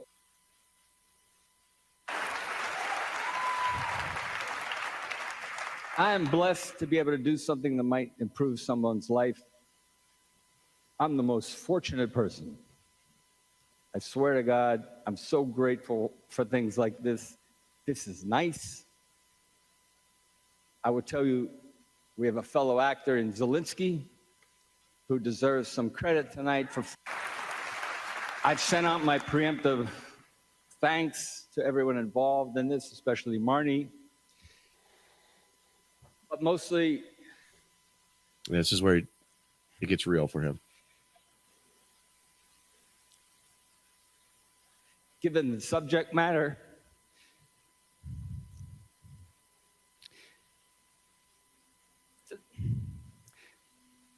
this is for my nephew Michael and my sister Pam. I lost Michael. I lost my nephew Michael to drugs, and it hurts. This is for my sister Pam. Thanks. Wow, that's just it's deep, man. It is. It's deep, and and it makes me at least, very curious to watch the show now, knowing the meaning behind why he did it. And that he lost his nephew to drug addiction, and it affects him. Like, this is what I love about actors and acting, and this whole thing, when they take on a role because it means something to them emotionally, it means something to them personally, and those are definitely the best performances that you can get. And he obviously has won for his performance in that show. You guys just watched that. Seth, how does that affect you? As somebody who's a lot younger, who hasn't really dove into how nasty the world can get, what's your first thoughts watching that Michael Keaton award speech? I mean, I'll just say this, that was way heavier than I was expecting. Yeah. Like when I saw it, I was like, oh, you know, what'd he say? But then when you turn off the music, I was like, oh, this is heavy, isn't it? And I mean, just like you said, like it shows like how much certain roles can mean to people. You know, I'm sure this show and even that acceptance speech means a lot to a bunch of people, you know, not just him, you know, like obviously he's very clearly dealt with that kind of thing before with his nephew, but like, you know, imagine how many people were watching that speech that have also dealt with the same thing. Yeah. That were like, you know, maybe they got even more emotional, or maybe they got more emotional from it too. I mean, like, I got emotional, and this is the first time I've watched that where I didn't cry. But Ramon and I watched that before we started the show because he hadn't seen it yet, and he watched the speech in its entirety. And even then, I had to take off my glasses. Like I get just watching him and his integrity behind doing that role it makes me appreciate Michael Keaton as an actor, and it makes me appreciate his integrity and what he's doing. And I'm so happy that he's back in the limelight doing his thing, giving closure to his properties. You know, cheers to him, man. Cheers to him. Do you know what's funny as well? You know, when you see him speaking before he got all serious, like the way he delivers his words and gets all serious, now you can see Beetlejuice in him, like that. You know, that craziness in him and how he is and the way he moves. Like you can just see that in him. But again, ever since I was a kid, I've always loved him. I remember the first thing I ever watched him in was a comedy called Johnny Dangerously. If you've never seen it, you need to watch it. It's the most bizarre film. He plays a gangster in it. Oh, is that the one where he can change the paint of the car? He had to peel the paint off the car. It's such a bizarre movie. Yeah, I've seen that. It's been so long since I've seen it. It's so funny. It's so. Yeah, Michael Keaton is great. Like Multiplicity is one of my favorite. Oh yeah, movies. I love Multiplicity, and just like how ahead of its time it was, and how complex it is, and like how they were able to because now you can just use CGI and you can have an infinite amount of whoever just easily placed into a screen. This guy, when he was shooting Multiplicity, playing 4 different versions of himself, and he's sitting there, he's the only actor in the room, and he's recording one line or one roll's lines, and then they play that on a TV so he can interact with himself. Yeah, no, it's crazy. It's insane. If you ever watch the extras to Multiplicity, or I highly recommend you watch the extras to Multiplicity. It's such a fun movie just to dive into, and how they made that movie in the 90s. A long time. God, it's so good. It's so good. You want to take off that leg, Steve? Get the pizza. Anyway, all right. So Michael Keaton SAG Award speech, major tearjerker. Please check it out. You can just look it up on YouTube. It's we just watch, or go back a few minutes on this video, and you can check out a little snippets of it. So let's see here. Oh, you guys ready for The Boys season 2? Anybody? Season 3? Season 3, I mean? I know what you're bringing up here. Go on. I know exactly what you're bringing up. We know where this is going. Let's get some hype going on for when is season 3 supposed to premiere, Seth? Do you know? June 3rd. Do you know what though? Perfect timing. All promo is good promo. Sure. It is all promo is good promo. Oh man. Yeah. So The Boys, Homelander actor Antony Starr arrested on alleged assault charges. Now, have you guys read exactly what the charges are, what he did? I just know it was assault. Fight. I don't know what really happened. That's what I thought when I first read it. I thought, okay, he got into a bar fight. Yeah. No. This is a threat. He threatened somebody. Homeland. That's why. Well, you've seen The Boys. He's Homelander. It's pretty much him, isn't it? Oh yeah, and he's taking method acting way too far. He walked around with that big dick confidence that his character has, and did it in real life. Let me see where I can find the actual. He pulled someone's heart out with his hand. Oh, do they not have it on this? Are you talking about his quote? Yeah, I'm gonna see if I can find it real quick. Yeah, I thought it would be in this article. I thought it would be in this article, but they don't have the quote in here. The quote didn't come out until later, so that's probably what happened. See if I can find it. Seth, find the quote, copy it, and put it as a banner, and we'll bring it up that way. Okay. but he literally just like straight up threatened somebody's life. It said something along the lines of, do you know who I am? Let me just grab one sec. Hold on, let me find this quote then. All right. And we're just gonna put Ramon up there. Oh, I didn't mean to do that. We're just gonna there. Thank you. Thanks, guys. You're welcome. Thanks, guys. Ramon is ridiculously tall. Like, I had no idea how tall this guy was until I watched. It's cold here in the UK, mate. Hey, how tall are you? 6. God, you're so tall. Like I caught that you were 6 feet tall once. I think I saw it when you're unboxing for your chair. You said how tall you are, and I was completely shocked with how tall you were. Because I'm 5'9". Like, I'm a few inches shorter than you. Yeah. Did you find that quote, Seth? I found half of it. Like, I went to an article and they only had half of it in there. So I'm like still looking for this. All right. Well, Seth, look it up. But I'm just going to paraphrase here. Antony Starr's paraphrase quote is something like, "Do you know who I am? I'm going to destroy you. I'm going to murder you," or something along these lines. It was an actual threat, and he could be in some serious freaking trouble. Just in time for the long-awaited season 3 of The Boys to make air. I mean, it's absolutely ridiculous. I wish we could have that quote up. I think I've found an article that might have it in. One sec. Edit in the headline. One sec.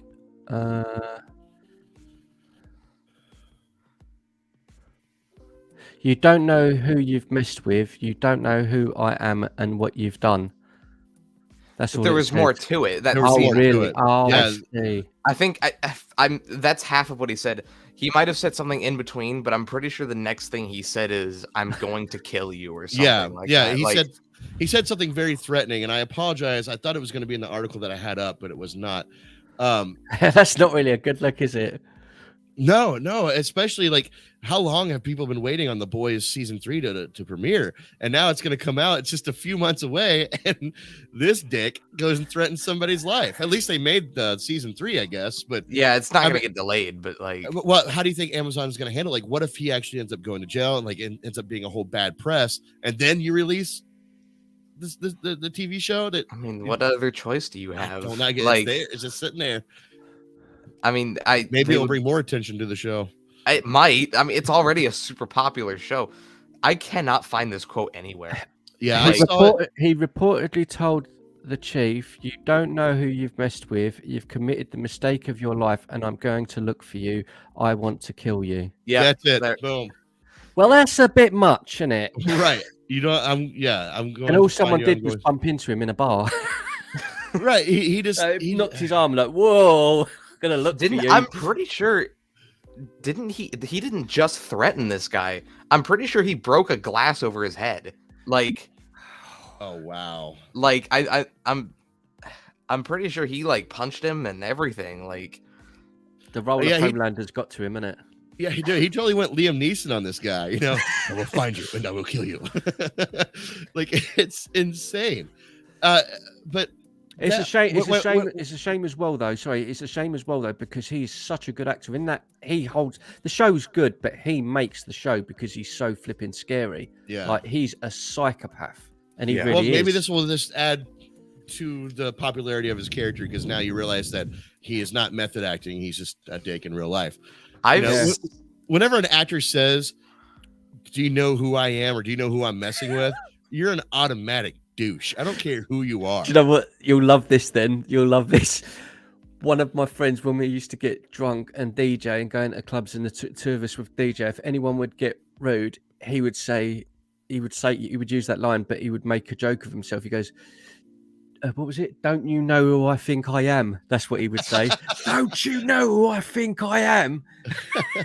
I'd have to say, in a bar atmosphere, in a fighting situation, there was one person, a friend of mine, who was a bouncer at a bar, and he said something that was absolutely perfect as a bouncer. Now, he was a big dude, and we called him Teddy Bear, that whole irony sort of thing.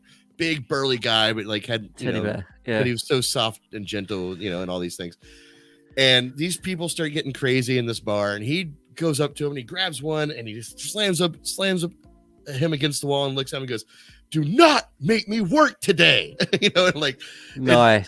I loved it, man. Ever since then, I'm like, dude, if I'm a bouncer, I'm going to use that line. Do not make me work today, because now I'm gonna be pissed off for two reasons. Number one, you're acting a fool. Number two, you made me work. You son of a bitch. Yeah. Do you know who I am? I'm a bouncer.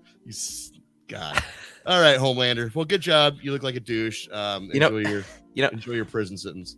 I have seen people say, what if this is just an over-the-top marketing stunt? I don't think it is, but it's just a funny concept because it's a bad marketing stunt if that's what it is. It is a bad marketing stunt if that's bad what it is. Taste. But like, bad people taste. have said that they're like that line that he says just sounds like something that would be part of a marketing stunt. Like, that's just way over the top. Like that's just insane. Do you think? I don't Amazon think so. would be as smug as to make this into an entire stunt to promote the season? Because I will say the timing is impeccable. It is, and they've said. I mean, he won't go anyway. They said a few weeks ago that the trailer was a few weeks away. So, and that like time is going to add up for that. Says that in the trailer, dude. If the trailer that would be so funny. If this character says that in the trailer, I'm going to be so pissed off and proud. I don't know how I'm going to feel. I'm going to be like happy. I'd say well done. I'd say that was amazing promo. Well, yeah, but I'm already got PTSD from not being able to believe actors when they say they are or are not in a fucking movie. Now we're going this route where they're like, oh man, this. What's next? Well, oh man, Johnny Depp passed away last night, and I have a whole funeral for him, and then you realize, oh, just kidding, it's for Sleepy Hollow 2. Woohoo! Like, yeah. Like, where's it end? Yeah, it would be clever marketing. I don't know if clever is the right word, but it'd definitely be marketing for sure. Clever girl. Sorry, I don't know what was up with the reference there to Jurassic Park. All right. So, yeah, clever girl. Clever girl. Yeah. Very good. I got to bring up a different screen for this one. We have a photo. Clever girl. We have. Now this is pod racing. Oh, I have to bring it up here, guys. I am not ready for this. So we got a new photo. Have we? We got a new one, have we? Sorry, no, I didn't. You haven't got a new one. I didn't prepare myself for this. Hold on. You have got a new one. You haven't got a new one. I don't know. Is this it? I don't know. It? Is it? I don't know either. I have to find. No, that's not it. God damn it. That's not the one, is it? You need That's to not get the the one. other one. I need to get the other one. I need to get the other one. You're right. Get the other one. You know me so well, Ramon. It's not that one. It's the other one. Oh my gosh. You know what? I'm about to give up. No, it's just nice and organized. It's good. It's good. So what's the next one? Okay, apparently the photo didn't save. Yeah, don't use that one then. No, I'm not going to use that one. Yeah, good point, Ramon. Fucking hate you. Yeah, but it passes the time. This just fills the gaps, doesn't it? All right. Well, I'm going to have to look it up on Google then, because the picture that I saved is no longer where it's I not there. it. Didn't say. Sometimes that happens though. I don't know why this is so funny to me. Because you're not both even that dicks. funny. That's why it's so funny. You guys get enjoyment out of other people's your suffering. No, just your problems. suffering. This wouldn't work with anyone else, but if it's you suffering, it's fun. That's why I'm dreading doing the live. You know stuff what? myself, I know exactly where to find this photo. I need to find this photo on the hottest your photos. The hottest news Facebook news reporting page that we have, entertainment and movie and entertainment talk. I know the photo is on that page because you posted it there, didn't you? Well, somebody did. Somebody posted it. Yeah. Well, that's where it'll be then. Anyway, Batgirl. You guys excited for Batgirl? Nope. Cannot wait. Okay, I'll say this good. though. I mean this. I am more excited for Batgirl than I am the Flash. Yeah, I The think only I am. similarity there is Michael Keaton, by the way, but that I'm comparing them. They are coming out 1 month apart from each other, so I'm more excited for that than the Flash. There you go. Goddamn picture. I was searching for Firefly. Firefly. Yes, he I looks had that he looks like Firefly. Dude, I love it. I love this suit. There's so much that says that this suit says about this character. What are your guys' first thought on this Firefly adaptation with Brandon Fraser being under the mask? I'm interested in it because of that. It looks good, doesn't it? I know it. Pretty. I know. I know it sounds silly. I wasn't that hyped. Maybe it's a bit of the backlash as well of coming off what you just see in the Batman movie. So it's like I want a bit more bat. So like seeing that straight afterwards, I was like, oh cool, I'm actually excited now because I want some more, Gotham and dark, stuff, superhero stuff. So yeah, I'm like Seth said, I'm more excited for this than the Flash, to be honest. Yeah. Seth, what are your thoughts on the Firefly? And are you more anticipated for the Batgirl HBO Max series more than you are the Flash? Since we're comparing those two. I like it. I mean, he looks like Firefly. I don't know what there is to say other than the casting. Like, I'm excited for Brendan Fraser to be in this movie. I'm glad he's playing Firefly. What I like about this costume is it looks like something that a firefighter would make. It looks homemade, and when you got something that looks as homemade as this does, that usually insinuates that there's going to be passion behind his role in the movie.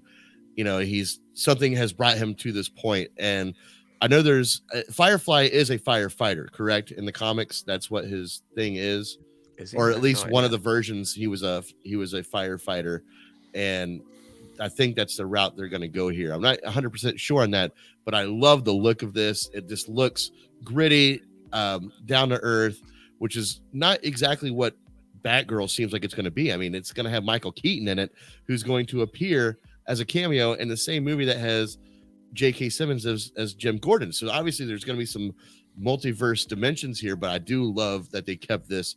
And if they're doing, do you know what? And I'm going to throw it out there, and it's never going to happen. It will never happen. But because it's DC, I'm just hoping that they do it. Who else does he play that's in DC? Oh yeah, the robot guy. Yeah, Robot Man in Doom Patrol. I would be so happy. Imagine Robot Man turn up and have an argument with Firefly. I'd be like, yes. I'd be so happy. I know, it's just, fantasy. Do you think that's Brandon Fraser under that mask? Or do you think Brandon Fraser has now made a comeback in the movies by playing voices of characters? I think that's Brendan Fraser in there. Yeah. I mean, they I tell you what, they thinned him up pretty well. At least the bulky suit appears to be thinned up. I love this look. I totally dig this. Cool. It looks like this right here. You could tell me that this was in The Batman with Robert Pattinson, and I would believe you. That's how grounded that looks. My biggest concern about this movie is literally just Michael Keaton, and I don't mean like Michael Keaton as like a person or anything. I mean like I hope they existence in the movie. Yeah. I hope that like I know I've said this before, but I hope that they have an actual reason to bring him back, and they aren't just doing it because fans like Michael Keaton. No, that's exactly why they're doing it. I know, and that's the issue. I hope they're not just like, oh, let's just throw him in there. I hope they're like, hey, what if we brought back Michael Keaton? I have this really interesting story to be told with him. Like, that's what I'm hoping they're doing, but maybe it's WB, so they're not. Yeah, but he needs to be in it, like in a sense of like maybe he's the one that helps give the reason or how to defeat Firefly or something. He's got to have a point. Yeah, I understand that. Because you don't, as much as I want to see all of them sort of characters and everyone thrown in, you do want, like for example, Spider-Man. Even though I had problems with the Spider-Man movie, there was a reason for them all to come back because he couldn't do it on his own. So there was a reason for it. You need to have, right, like you're saying, you don't want to just have a cameo. He goes, oh look, there's Batman. Hi. And then it's just gone. You're like, okay. Yeah, but my mind is, what in the world is Michael Keaton's Batman gonna bring that Ben Affleck's Batman couldn't? You know what I mean? Like, I don't there's one movie's body where he moves like that on Batman. Yeah. This movie is. they should make a joke about that, where somebody like slightly goes to his left. He's like, where'd you go? Where'd you go? I can't find you. There's I won't turn my head, but I can't. It's impossible. There were certain set photos. I don't think we talked about them, but there were certain set photos of this movie that kind of concerned me even more. Of who? Of J.K. Simmons and I don't think it was Michael Keaton in the suit, but it was very clearly Michael Keaton's Batman. Was that? And they were interacting, and they were very clearly flashbacks.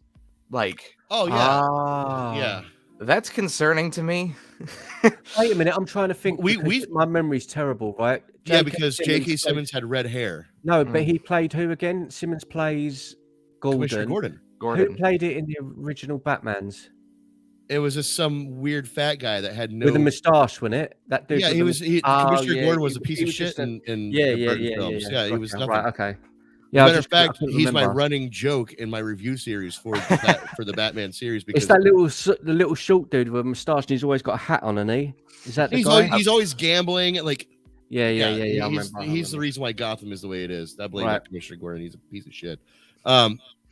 So what, Seth? See, you were saying about prequel? That's just concerning to me because like they're flashback shots with Michael Keaton's Batman interacting with J.K. Simmons, Commissioner Gordon. So like now we're talking about time travel on top of not time travel. This is further pushing that theory that they're just merging universes. Like, there's got to be a reason. There's got to. That just further proves that they're erasing Ben Affleck from like existence. When does Batgirl come out? When is that? December. December. Okay, so obviously Flash will come out first. It has to. Yeah.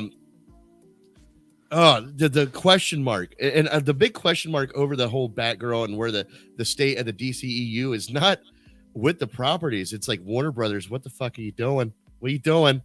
Yeah. Are you up to your old tricks? You trying to do another bait and switch? Huh? Even though when we get to it, I will say that I did have issues with the Batman, which we'll get to. Not loads, just a few picky. Just me. Everyone has their own things.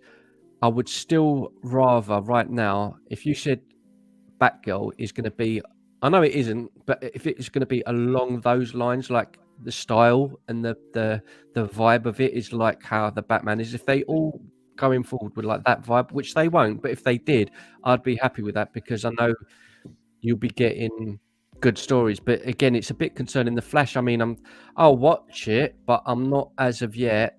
It's really that picture that you posted, or whoever posted that on the page.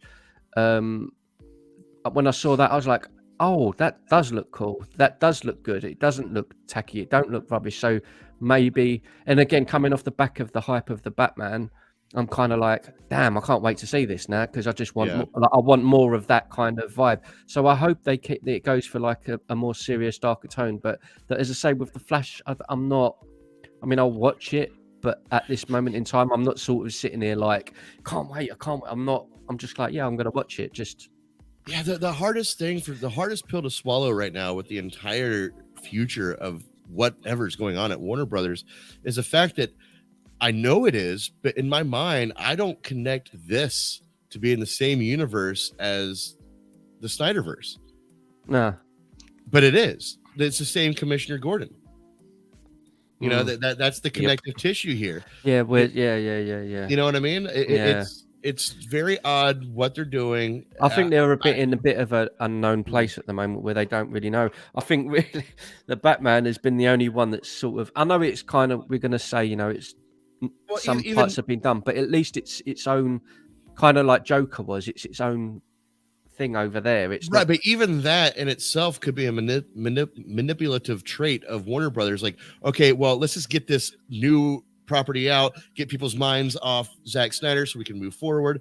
I just feel like maybe it's the Zack Snyder fan in me, but I feel like everything that Warner Brothers does is with the specific intent to make people completely forget Snyder existed and his movies. Yeah. They're trying really hard to do that, but it's not working.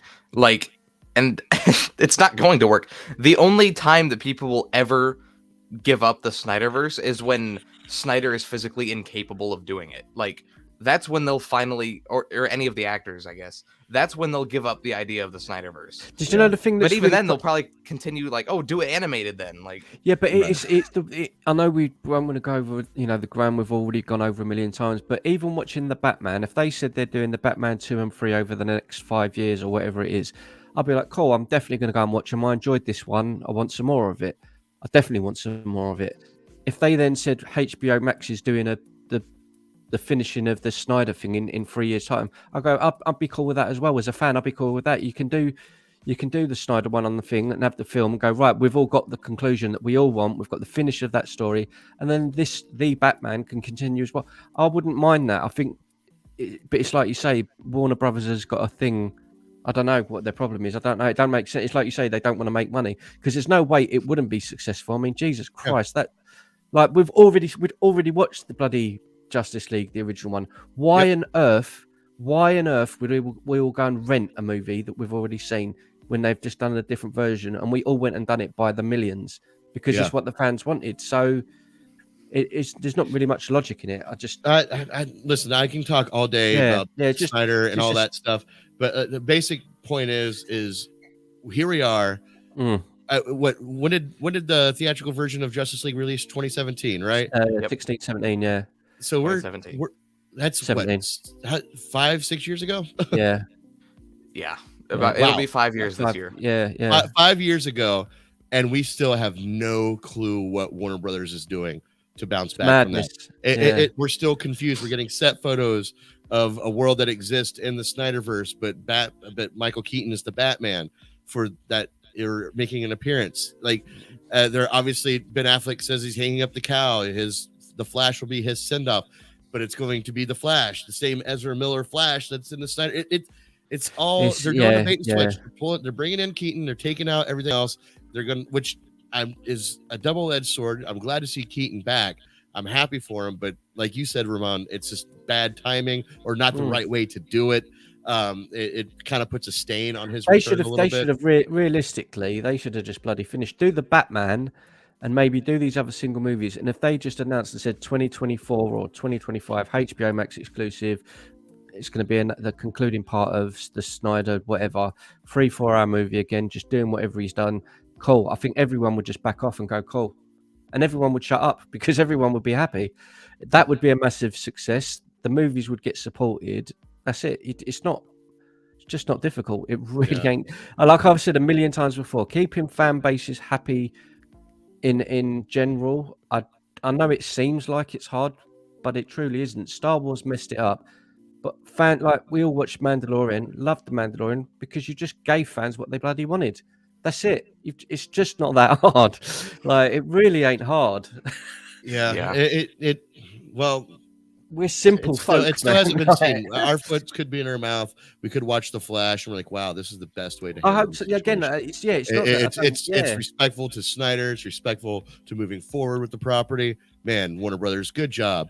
Yeah, but I don't feel like that's what's going to happen. But hopefully, in a perfect world, that's how this is going to happen. After you, dude. Go ahead, Sam. In all honesty, I feel like that might actually be what happens with the Flash movie. I feel like we might be like, wow, like that was actually a decent, like maybe send off to the universe. But no matter what, they could do the perfect send off. But no matter what, it will always have the stain on the movie that Ray Fisher was removed from it. Well, it doesn't matter how Ray well Fisher wasn't removed from it. Ray Fisher chose to leave. There's a little difference there. He was not. I mean, it's kind of different. He said like, if things don't go right, he's like, I will leave. But they technically removed him before he could actually leave himself. Even though it was his choices that caused him to be removed, he technically didn't quit the role or the movie. Well, they technically fired him from it. All right. I'm not going to argue. I don't know for certain whether it was or not, but the point is there's a huge dead goose hanging over this franchise, and it's gonna be the fun note. Like you say, no matter what happens, even when the next Batman movie comes out, if it's out in 2 years, 3 years, people are still going to be saying, "What's happening with the end of Justice League?" People will still be online. I won't do it like I did, but that will never go away until there's just a conclusion for it. I just don't think it will ever die. Here's a meme that I saw on Movie and Entertainment Talk. I just thought it was absolutely just hilarious. Let me share this real with you guys. Makes perfect sense. It's Warner Brothers is Zod. If you love these movies so much, you can mourn for them. Fans, don't do this. The Flash movie, being the lasers coming out of his eyes, it's going to destroy all of Snyderverse. Man, that just hurts. That just hurts. It's so accurate, you know what? Do you know what? But even do you know what? When you was reading that, it's got fans. Don't do this. Stop. Stop. Yeah, but you got to remember what happened next, though. Do you know what Superman snapped Zod's neck. Yeah, but that scene. So Seth, you're saying let's all rush Warner Brothers slots and break their necks. Let's do it. Let's not what I'm saying. But I'm saying the hashtag. Fans win against the Flash movie. You know, in terms of this meme. I love that scene though. That scene in Man of Steel, I love that, man, because as much as you kind of want to hate Zod, I don't, because he's doing what he's. When you watch it again, you kind of believe he's doing what he thinks is the right thing for his people. And when it's like never, and he snaps, I was gutted, because it's like you don't want him to die because he's just trying to do what he feels is right. But at the same time, it's that Superman, whole complex. It's really good, man. It's really, really good stuff. That is, I really like that. Great scene. Great it's that same thing you get with Thanos. Like, you understand his point a little bit. Yeah. But except it's a little bit more. You're a little bit more empathetic with Zod, because Zod's reasoning behind what he's doing is the problem. It's his sole purpose. It's what he was created for, is to do what he's doing. Yeah. And the fact that he'll stop at nothing to complete this mission, because that's what he was raised for. That's what he was created for. Is the problem. That is the issue. He won't see that because that's not what he was programmed to see. Do you know what? Do you know what? I absolutely hate myself for this. I'm going to admit it. I was hyped when the Man of Steel was announced, and I was obviously peed off because I wanted Brandon Routh to be continuing, but you weren't. I had to go and watch it on the big screen because it's Superman, but I weren't really. I liked it, but I weren't as into it as when, like a year or so later, when I watched them again, and I'm like, that was a really good movie. I should have paid more bloody attention on the big screen, because I just wasn't really paying attention. You weren't ready for the reboot, yeah. Yeah, I weren't. Yeah, that's probably what it was. And now, I think that's where I'm at with the Batman. Yeah, and even now, if Man of Steel was on at the cinema, I would still love to watch it again on the big screen, because I love that film. I've seen it so many times, man. I've seen it so many times. I was sold on Man of Steel from its very first trailer when it came out. You know, You are not alone. Like, that was so good. I remember sitting at a computer and just rewatching that trailer over and over again. God, I wish I had a movie YouTube channel back then. Yeah, man, those were the days. You know, I'm thinking about what came to my head was the very, very first teaser for Batman v Superman. It was leaked from Comic-Con. Do you remember that? Yeah, and we never got an HD version of that. That's still the only version of that we've seen. Yeah, we never got an HD version of it, and that scene technically wasn't in the movie, or at least that specific shot of it was not. That way, yeah. It was such a cool trailer, like, because it was Batman, next to his own signal. It was raining. And then lightning strikes, and as soon as the lightning strikes, Superman appears in the sky with his glowing red eyes. And then I was disappointed that wasn't actually in the movie. That was such a great teaser. Such a great teaser. It's the scene that was in. I know I'll always go back to it. The scene that in Man of Steel that done it for me was when it was the when you're watching a movie and you're like, yeah, I'm enjoying it, but then something happens and you just go, like that feeling of excitement. Mine was with with his mum, when Zod's there with his mum, and he just comes out of nowhere.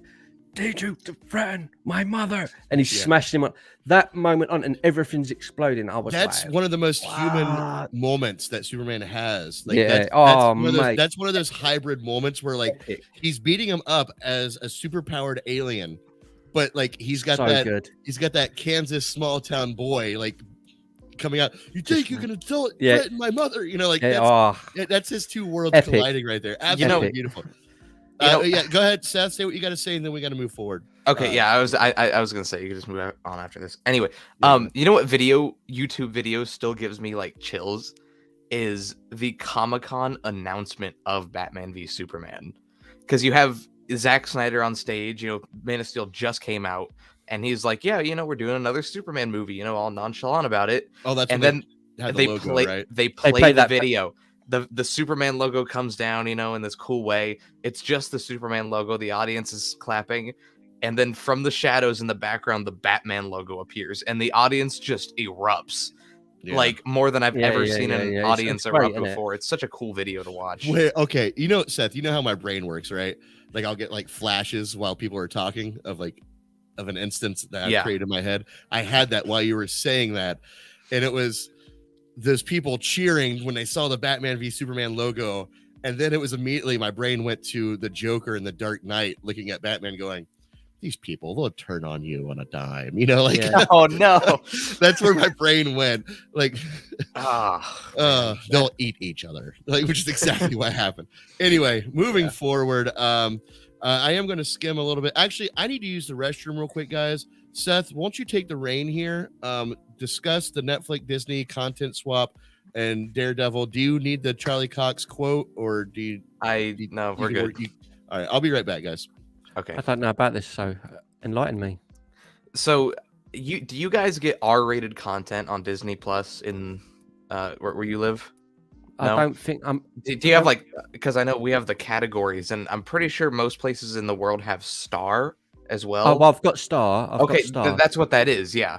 So we don't have right. Starr Oh, wow. because Okay. we have Hulu.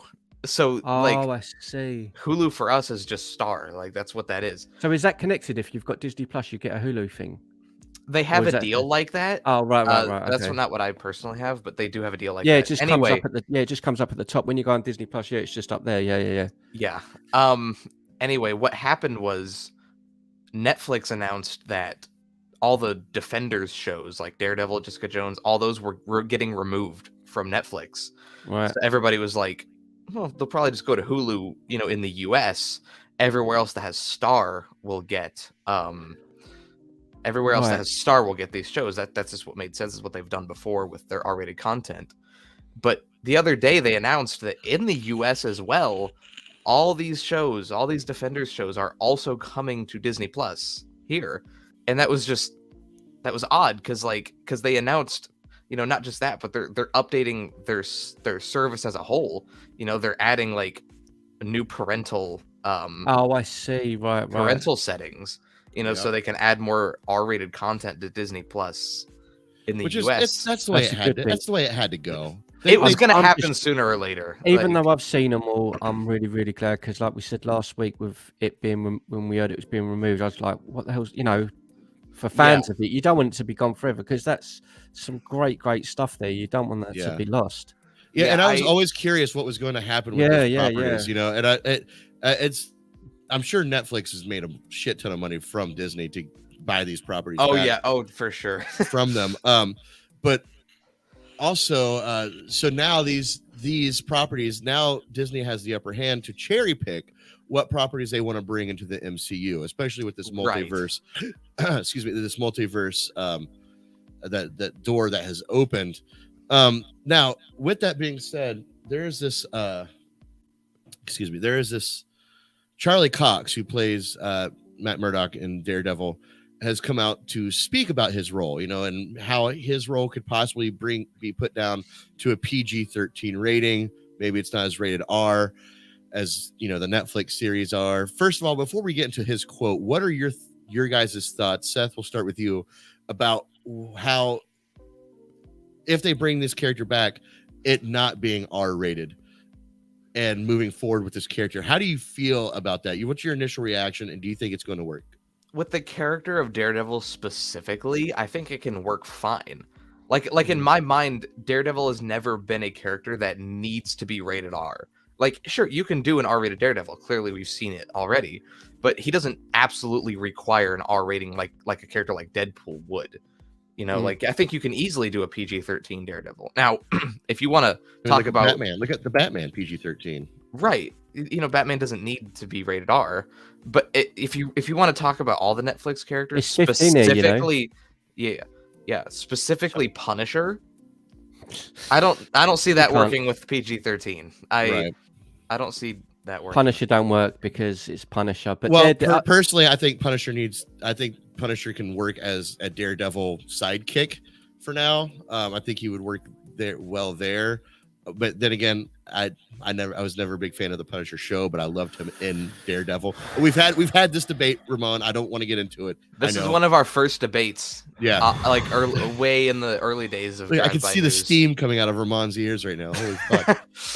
So Daredevil working as a PG-13 property. Ramon, do you as soon as you can, did you shut down? Is he pretending like he's glitched again? Okay. Anyway, hi, buddy. Welcome back. Listen, quick question for you. I hate to bother you. I know you're having a hissy fit, but do you think Daredevil could work as a PG-13 property under Disney Plus? Yeah, because I think the Disney show was violent, but it didn't. From what I can recall, I remember it being aggressive and violent, but it weren't like decapitations or nothing like that. It was just violent fighting. So realistically, it was pretty bloody. It was very bloody. Moon Knight is supposed to be bloody too. Yeah, but what in Daredevil was really bloody? I can't remember. Doesn't like the first or second episode have someone like sticking their head like on a spike? Like they it's like on a fence or something, and they're just like, and like it's like not even hidden at all. You see, and what's his Fisk as well with the door? Yeah, with the door. Oh, sorry. The door. Where he literally gets decapitated. Yep. Yeah. Yeah. So that's the stuff that we'll lose, or it will play off screen. Yeah, I think you can still get away with it because that's what I mean. After you look at the Batman, it could be done in that, and that was to me was still violent. The fighting and that was violent, and so you could still do Daredevil like that, and I'd be cool with that. Like I'd like the Batman to have been R-rated, but it didn't really change my enjoyment of it. It was still, the fighting was still good, and it still had the aggression was there. So that's all I cared about. You can still do it. Like the Wilson Fisk thing was smashing the door. You could, visualize that, or set it up to be doing it and go, and then it cuts off or whatever, and you'd be like, oh wow, you don't need to, it doesn't have to show it, but I'm just glad they're not being thrown into a flipping dark well. I'm just happy for that, to be honest. It makes me want to bloody watch them again now, just because I've seen them, do you know what I mean? But just because they're there, I might just watch them again. All right, well, Charlie Cox, he's doing a Q&A here, and he answers some questions about Disney Plus and the possibility that they could bring him back in a not so rated R way. And I'm just going to read a couple of excerpts here. This is Charlie Cox says, this was actually when this news that you talked about came out. I was texting with some of the guys from the show, and the text I wrote was "born again." So okay, that's his first reaction. This question here. Can Disney pull off a light version of the character going forward that isn't rated R?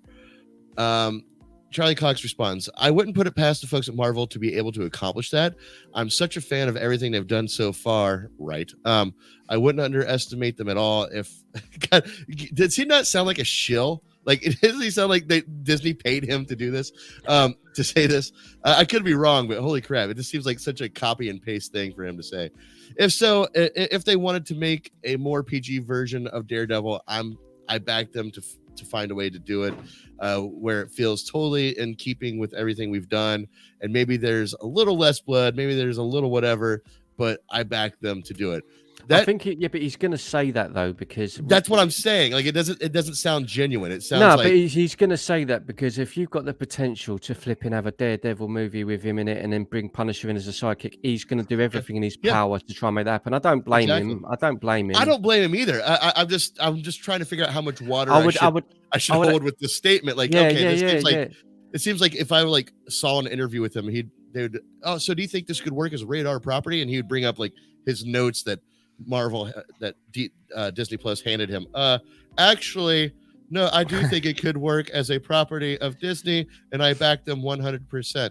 You know, But you know what? I'd have a bit more faith if they didn't do a series. I'd have more faith if they were introducing him and Punisher into the MCU, even if it wasn't the raw dark Punisher. It would kind of be like Captain America was with Bucky. It would be that kind of relationship. I would be down with that just because it would give me something to want to watch again. You know what I'm saying? Like I'm happy for Doctor Strange and a few other bits, but I'm not as excited for everything else. Like if it had Punisher there, if it had Daredevil there doing some sort of thing, I'd be like, yep, count me back in. I'd be straight to the theater if they were announcing Daredevil movie with Punisher as a psychic. Even if it was a sidekick and it was a PG, I'd still go because I know I'm still going to get a good film. So, real quick, Seth, I just wanted to add this in because I was reading a little bit more of this this conversation, and he does bring up a good point. How even though they could possibly work as a PG-13 property on Disney Plus, that maybe going as low as PG just cannot work with this character. But here I'm going to bring his quote up here. Give me a second. Actually, this seems real. His response here, capping off his thoughts, Cox made it clear how it absolutely can work, but maybe not as well as Spider-Man does. And Cox says it absolutely can work, but I guess what you can't deny is Daredevil is never going to work as well in a PG world as Spider-Man does. Do you know what I mean? This is the point. I think that the age of the character, the Christian guilt, his history with women and stuff, it's like a little bit more mature, and it has to be. That seems like a legit like thought, not a copy and paste. This is what Disney told you to say, but it does bring up a point because I love the fact that he did tie in his quote with Spider-Man, because I've always theorized since we got their cameo in Hawkeye and what Fisk's cameo in Hawkeye and Daredevil's cameo in No Way Home, that they're going to bring these two characters back into a more neighborhood Spider-Man, franchise moving forward with the Sony properties. I think that's where they're going to put these guys at. With that being said, many people have argued that maybe this is going to be a variant of these characters, that they're not going to be the ones we saw on Netflix, that Daredevil and Fisk are going to be variant versions of these characters. What do you think of that? Anyway, anyone jump in. I think it's fine. It seems like something they would do. I think using the word variant makes it sound like a whole multiverse deal. Well, it makes it sound like great value versions, like the cheap brand. It makes it sound cheaper. Like I don't want to use the word variant. Like it's, I guess even though it is technically the word used, that's what it is. That's the word you use. Hello, everyone. I'm Frank Castle. It just doesn't sound right. Like right when you think variant, you think a crocodile wearing Loki headgear. Right. That's a Loki variant. I don't want to think of a Daredevil variant, like an alligator wearing a Daredevil helmet. Like I don't that's what I picture when I hear Daredevil blind alligator variant. just running into things. Exactly. Like I think it's possible though that these are different versions. People hear that and they're like, oh, so they're going to be pulled from a different multiverse? No, that's not what people are saying at all. They're just saying that these same characters still exist within the MCU. They're just not the exact same versions we've seen in the Netflix shows. Right. They'll probably cherry pick things that they want to be canon from the shows and what they don't want to be canon. But I mean, really, we'll just have to wait and see. Honestly, though, I think we're gonna know a lot sooner than people think, because. Wow, what's your insight? What's your inside scoop there, buddy? I want to throw something out real quick. So, Investor Day 2020, that's when Disney came out and they revealed a whole slate of things. Marvel, Star Wars, Disney original stuff. That's what Investor Day was. Every studio has Investor Day. Disney has a new Investor Day on March 9th. They will probably be revealing a whole new slate of things for all of those. I would not be surprised. I reckon. Do you know what? If that's where they confirmed whether or not this is canon I think Seth knows some people that we don't know about. Oh yeah, Seth. Yeah, I mean, I do, because he comes out with we'll be talking about the main story. We've been talking about Batman or whatever, and he goes, right, it's the end of the show. Oh, by the way, guys, I've heard that Punisher is being redone in the new Well, series. not just that. He in a brings month, up some we're like deep what? cut shit. He's always like, the- well, I just kind of heard in the grapevine that Disney's going to have an investors what? meeting, and This is known. This isn't like a No, it deep isn't. cut thing. Look it up. Look it up. I will look it up right now. Seth, I believe you. That's why I have you on the fucking show, because I trust. I trust in your stupid First capabilities. result. First result. If you Google Disney Investor Day 2022, you know what? March 9th, 2022. Right there. Even when he typed it in and it came up, he even said "boom." Boom. I don't know what you're arguing. There it is. is. I don't know what point you're trying to prove. Like I'm trying to Are you prove. defending yourself as a person It's no doubt. No, it's no doubt. We don't not believe you. I believe you You're anyway. trying to say I have some deep cut sources. Yeah, you I'm have. saying that this Being is silly, you freaking weirdo. I'm saying that this is very public information. No. That's what I'm saying. That's something a scooper would say. No, I've got to go. I'm going on drive-by shortly. Yeah, but yeah. Right. Yeah, hi guys. Yeah, right. Okay. Like that. That's the sort of. Yeah, whenever you hear somebody say my source, 80% of the time they're talking about Seth. Sorry, Seth. We derailed you completely. Tell us more about your the investors. What is it? Meeting, promotion? It's just a big like company meeting, but a lot of the things are public. Like, so that's where they announce like a couple weeks ago, we didn't do a show that week, but I sent you a whole bunch of articles, about like Sonic, Star Trek, Ninja Turtles, all that. Yeah. That's all Paramount stuff. That's because Paramount had an investor day that week. Okay. That all came from an investor day. So Disney has an investor day this week. Does it say? So if that's on Wednesday, I'm guessing. That would does it say Wednesday? Does it have a time there, or does it just say it's on that day?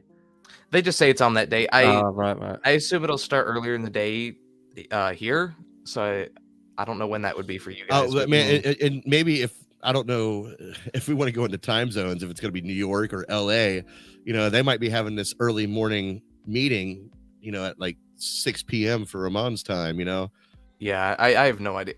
And I'm pretty sure clocks change again this week too. Oh yeah, we need to. We'll discuss that backstage. Yeah. All right, guys. Later. So you think Seth and this investors, whatever, I forget the word you Investor Day. Thank you. The day is the word I'm looking for. This Investors Day, you think they're going to come out with more details on Daredevil and Finn, or how these properties are, or do you think they're going to explain how these properties are going to fit in to the MCU, or they're just going to let us know that they are going into the MCU? Maybe that, anything. Yeah. I think they'll be like, yeah, we're bringing these characters in, and maybe there's a chance now that they could very well announce Daredevil season 4 this week. That could happen. I'm not gonna say that definitely will happen, but I'd say it's a pretty likely chance. I don't know if we need it. I don't know if we need a season 4. Think about how well season 3 closed. Season 3 was a perfect ending. Yeah. When season 3 ended, that closed a chapter. It was done. Now this character is free to roam, as a background character and not have his own TV show. Like, he's earned that right. Like, just like Iron Man, Tony Stark, he never has to be in a solo movie after Iron Man 3. He didn't have to be in a solo movie anymore. He could just be a part of whatever movie they want him in, because we know that history of that character. We don't need to dive in, and we got the information we need to move on and put him in any property. Yeah, but they're gonna do it. Well, you solid on that? Daredevil 4 season 4 will be announced this week. Are you saying it, Seth? I'm saying I'll say a 70% chance. 70%. I'd be happy. Do you think it's going to be under the PG-13 rating, or do you think the solo show might actually just stick with the same consistency that we're used to? I'll say it'll probably end up being PG-13, but after this whole thing with them moving to Disney Plus and them even updating their parental settings, I wouldn't be surprised. What? No, I go ahead and say what you're going to say, because I think I know what you're going to say. Go ahead. Okay, I wouldn't be surprised if they did go with the R rating now that they have done this whole Disney Plus thing. All right, so this just hit me as you were talking. You obviously saw it, Seth. Remember what they did with that odd decision they made with Deadpool, where they re-released it as a PG-13 Deadpool 2? Yeah. Okay.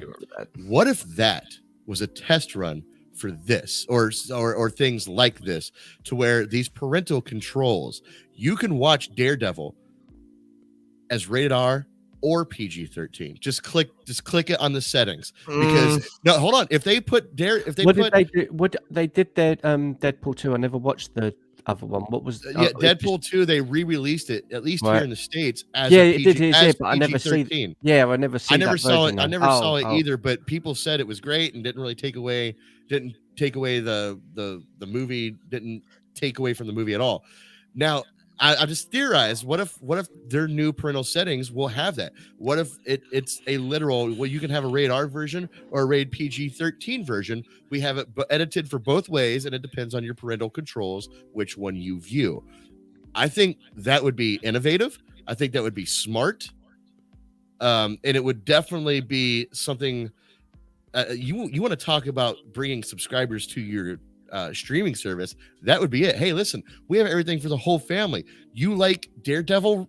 Awesome. You don't want your kids to watch the rated R version? That's fine.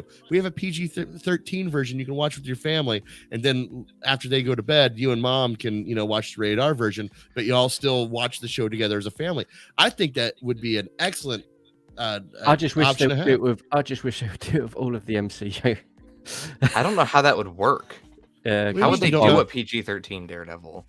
Easy. Just re-edit it so all the bloody stuff, and maybe like the adult language or content was just slightly edited out, just like they did with Deadpool. That's what I'm saying. If they did it with Deadpool is very different. Deadpool, you could just easily censor over the F-bombs and maybe cut out some blood. Daredevil is a lot more than that. That's not what they did, though. They took it out. They took out the stuff. They didn't bleep it and blur it. They re-edited it so that stuff wasn't in the movie, and it has a PG-13 rating. They re-edited it, so they would have to do two edits. That movie. What's that? People didn't like that movie. Like, I hear you say that. What other people that I've heard watch it, I heard them say, yeah, it seemed like the regular one. It just wasn't, as vulgar. I think because as well, his main thing as well with every sentence is blasphemy, really, isn't it? It's I think that would be a difficult. All right. Well, all just thoughts. We have no idea what's going to happen. They may announce a season 4 this week. They may not. It might be PG-13. It might be radar. Whole big old question mark over Disney. But at least we know they have a plan. Unlike Warner Brothers, it seems like we still have no clue if they know what's going on at all. Yeah. With that being said, speaking of Warner Brothers, let's set the tone a little bit, shall we, gentlemen? First of all, let's bring in some rock music here. Let's change the background a little bit. Here we go. If you can change the background, so can I. I'm going to change mine as well then. Oh, you've gone for red, so all right, let's go for red. It's supposed to be Batman, but you can't see him. We're covering him up. Yeah, but if you're going for red, I'm going for red. That's cool. Oh, okay. Well, see, I have my red light on for this because we are now in the Batman. What are you doing, Seth? Seth's like, oh yeah, I'm gonna go dark, like the Dark Knight. There you go. There you go. Nice. Oh man. Hey, you know what? I'll join y'all. Let's go red. All right, we're red, everybody. I'm totally using this for tomorrow's stream. You don't. That'd be funny though. Oh man. Okay, we are red. We are in the mood. Sorry, this rock music is the only thing I could find that would possibly fit this.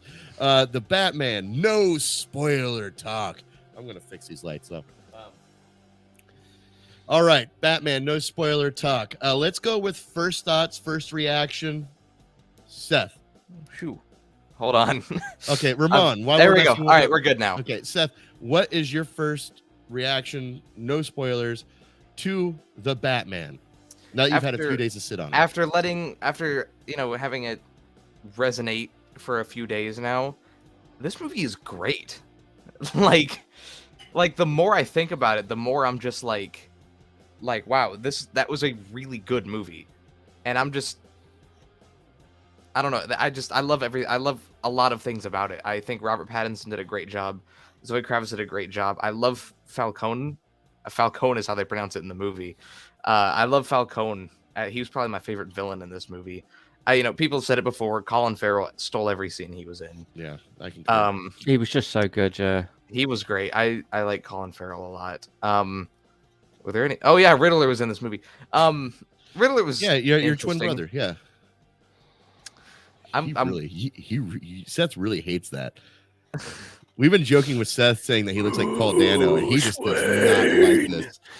He does not like us saying that at all. I don't like Riddler in that movie. Oh, really? Thank you. I am with you, son. I am with you. 100%. I liked him. I liked 50% of the Riddler. I like the Seven inspired Riddler that he was, but then there's this other half of him that shows up halfway through this movie that is just again, like I said in my review, it reminded me of Jesse Eisenberg, Lex Luthor. Ding ding ding ding ding ding ding. I didn't like ding ding ding ding ding ding ding ding. I love that though. I didn't like the serial killer part of it, but what I did love was his whole, oh hey guys, thanks for 500 follow. I'm kidding. No, that was kind of stupid. That was I could not believe I was laughing really hard. The Riddler, man. Yeah. Thanks guys, like and subscribe for more content. Thank you. Ramon, first thoughts, the Batman. Much better than I thought it was going to be. I weren't really excited, as you know. Much better than I thought it was going to be. One or two things I was a bit like, but that's just me being picky. But I thought it was a really, really good movie, and I'm looking forward to watching it again, 100%. I think I'll appreciate it and enjoy it a lot more the next time I watch it, because there was so much hype around it. There's so much anticipation. It's the same way as I felt about the Spider-Man movie. There was so much to take in, and it was... you need to sort of watch it again, and being a 3-hour movie, I think I'll take in a lot more the next time I watch it. There was, as I say, there was just one or two things that happened in it that I was just a bit like, nah. But other than that, that's just personal choices. Cinema. Are they spoiler filled? Well, the one I said. Yeah, it's spoiler, isn't it? It's that one that I said on the message that when you was on the chat thing. That's kind of a big spoiler, isn't it? I don't. You know the one I'm talking about, didn't you? The explosion, right? Yeah. No, I don't think that's that just what.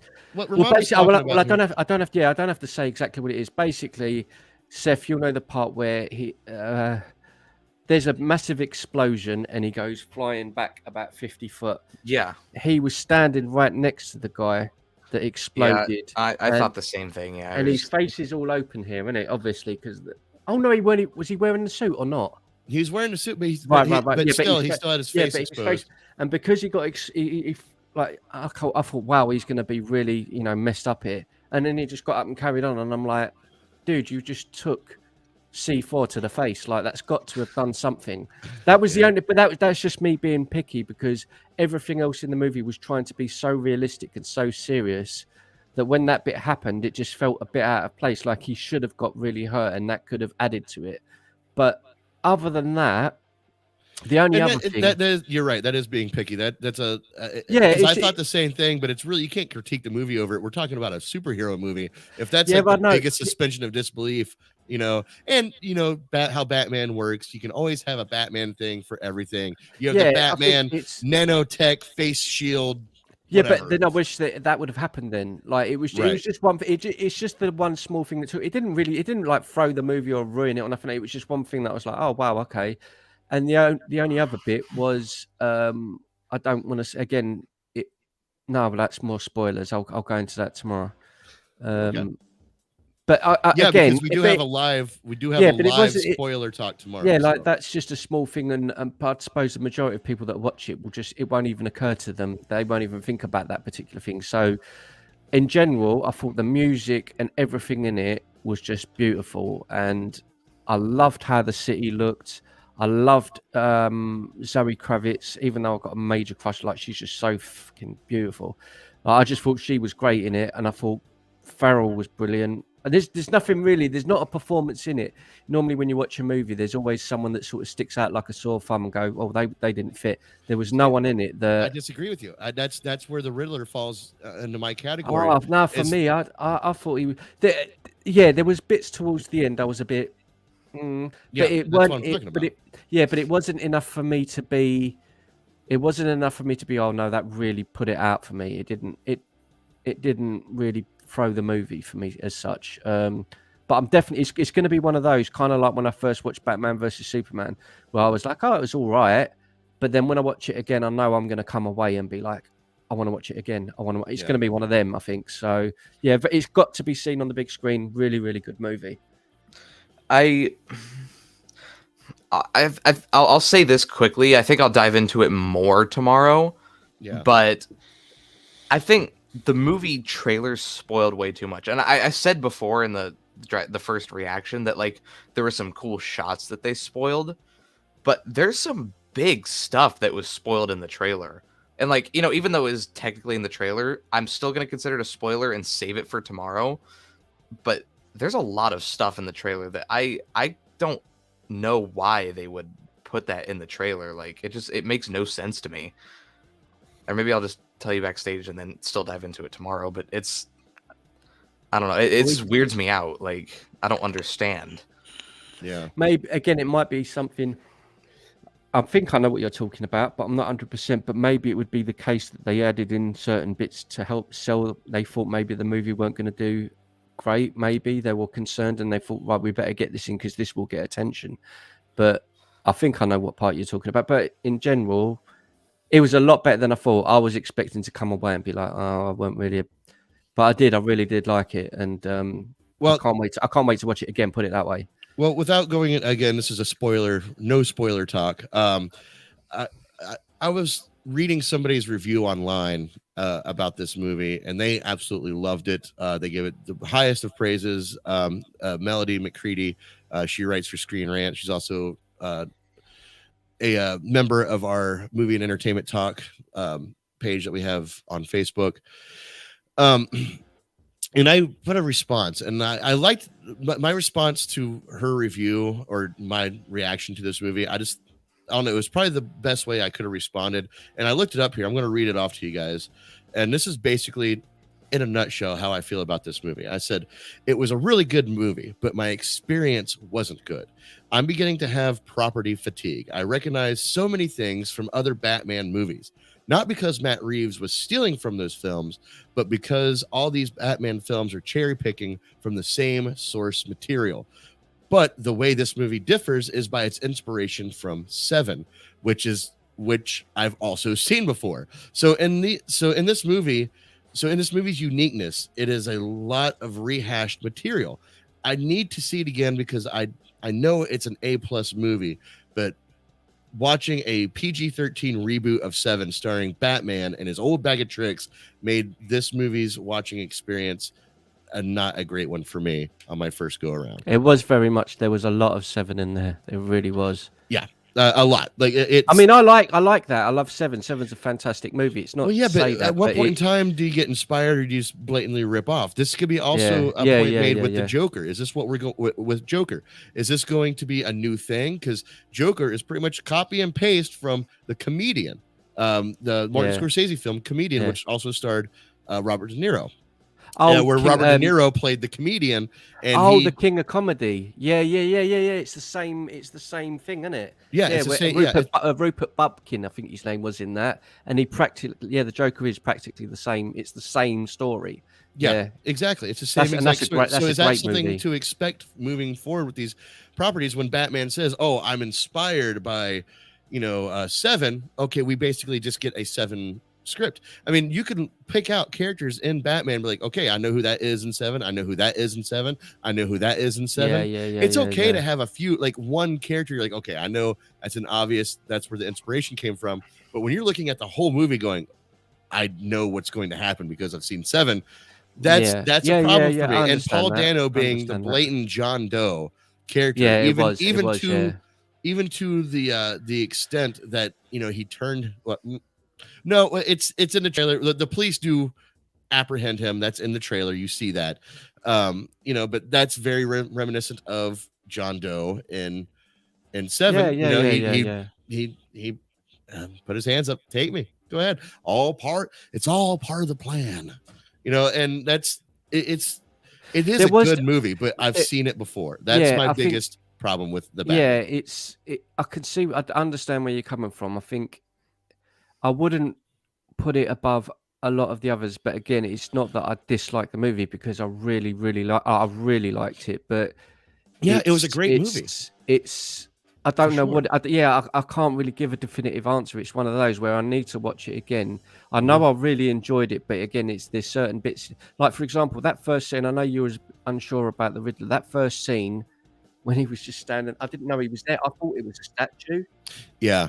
Sorry. It's not really split. It's like literally the opening scene. But and he just appears. I was like, what the. Like, that creeped me out. I was like, that's like Silence of the Lambs. That's like the creepy serial killer. I thought this is going to be good then. It's going this really, really dark route. And I liked all of that. And I just, especially more than in a lot of the Batman movies, the feel of the city and the look, the rain. I loved all of that. But I think because I was trying to take in so much and I was thinking so much about what this movie is meant to be or what it's going to be, I don't think I didn't just sit back and just go, right, and just take it in. So I think that's what I'm saying. I know that I'm going to need to watch it a couple of times. And I think I do also, or I know I need to watch it again. And kind of take off that lens. As I said in my quote, property fatigue. I'm getting really just how many times can you reboot a story? Like how many times have I seen a Batman reboot where they're like, oh, we're taking inspiration from Year One and Frank Miller's Dark Knight Returns. How many movies have said that? Even Tim Burton's Batman said they were taking elements of the Dark Knight Returns. How many times can that happen before you start recognizing where they're getting the source material they're getting these ideas from? And I think that's where I came out of this movie with my excitement experience just really low, because I loved the movie. The movie looked great. I had a lot of fun with it, but I've seen that. I've seen this. I've seen that. Yeah, but it's all wrapped up in Seven skin, which I've also seen. But it does sound to some people watching it, they will think, oh, it sounds like you're ranting about the film. But then at the same time, that's kind of like what I was saying earlier on to Seth. In 6 years' time, this trilogy will be complete, and they will be talking about the reboot. Yeah. And they'll be talking about the next person who's playing Batman. And then it will go back. Well, we haven't had the story of the Wayne's family being killed for a while. Let's do that again. So it's kind of, I know what you're saying. Like, I would like to see, like, they're going to bring in a serious director who has a very unique take. And he's, I really want to bring Batman to a grounded level. I want to tell the most realistic story of Batman. How could he exist in our world? Like, we've seen this before. Yeah. That's what the entire Nolan trilogy was. Yeah. You know what Batman I want to see? The one who's fighting aliens in outer space. The Ben Affleck Batman. We almost had that. Then he got robbed from us, so we can retread the grounded Batman level again. Listen, the movie is good. I'm not denying it for that. But for fuck's sake, I've seen it before. And I don't blame Matt Reeves for this. It's literally just cherry picking from the same source material, and it's emulating itself to me to where it feels like Matt Reeves is ripping off other directors. Once I had to dive deep and come to Jesus with, what I'm genuinely, he's not. Hold on one second, Ramon. Sorry, because I'm still on this rant. But but now I lost my space. Go ahead. I lost where I was going with it. Do you genuinely believe or think that he was inspired by Seven, or do you think it's coincidence? Because, like, as I was watching, pretty sure he said that. Pretty sure they announced that. Oh, okay. Yeah, that was. I didn't realize that. Yeah, he said that. Yeah, that was a known thing before the first trailer came out. Yeah. Because even so, watching it, I was the same. I was going that feeling, and I was even sitting there at the end thinking, counting the riddles that were was there 7 riddles in the movie? Like I don't. Oh yeah, I saw your review for that. Yeah, that but like, I'm pretty I didn't sure. Catch that. Yeah, because I'm thinking about it, Seth. You count me if I'm wrong. I'm pretty sure there were 3 letters to Batman, and I think there was 3 on there's a phone call with 3 riddles within the movie, and then on the poster that came out, there's a riddle within the poster. That's 7 riddles.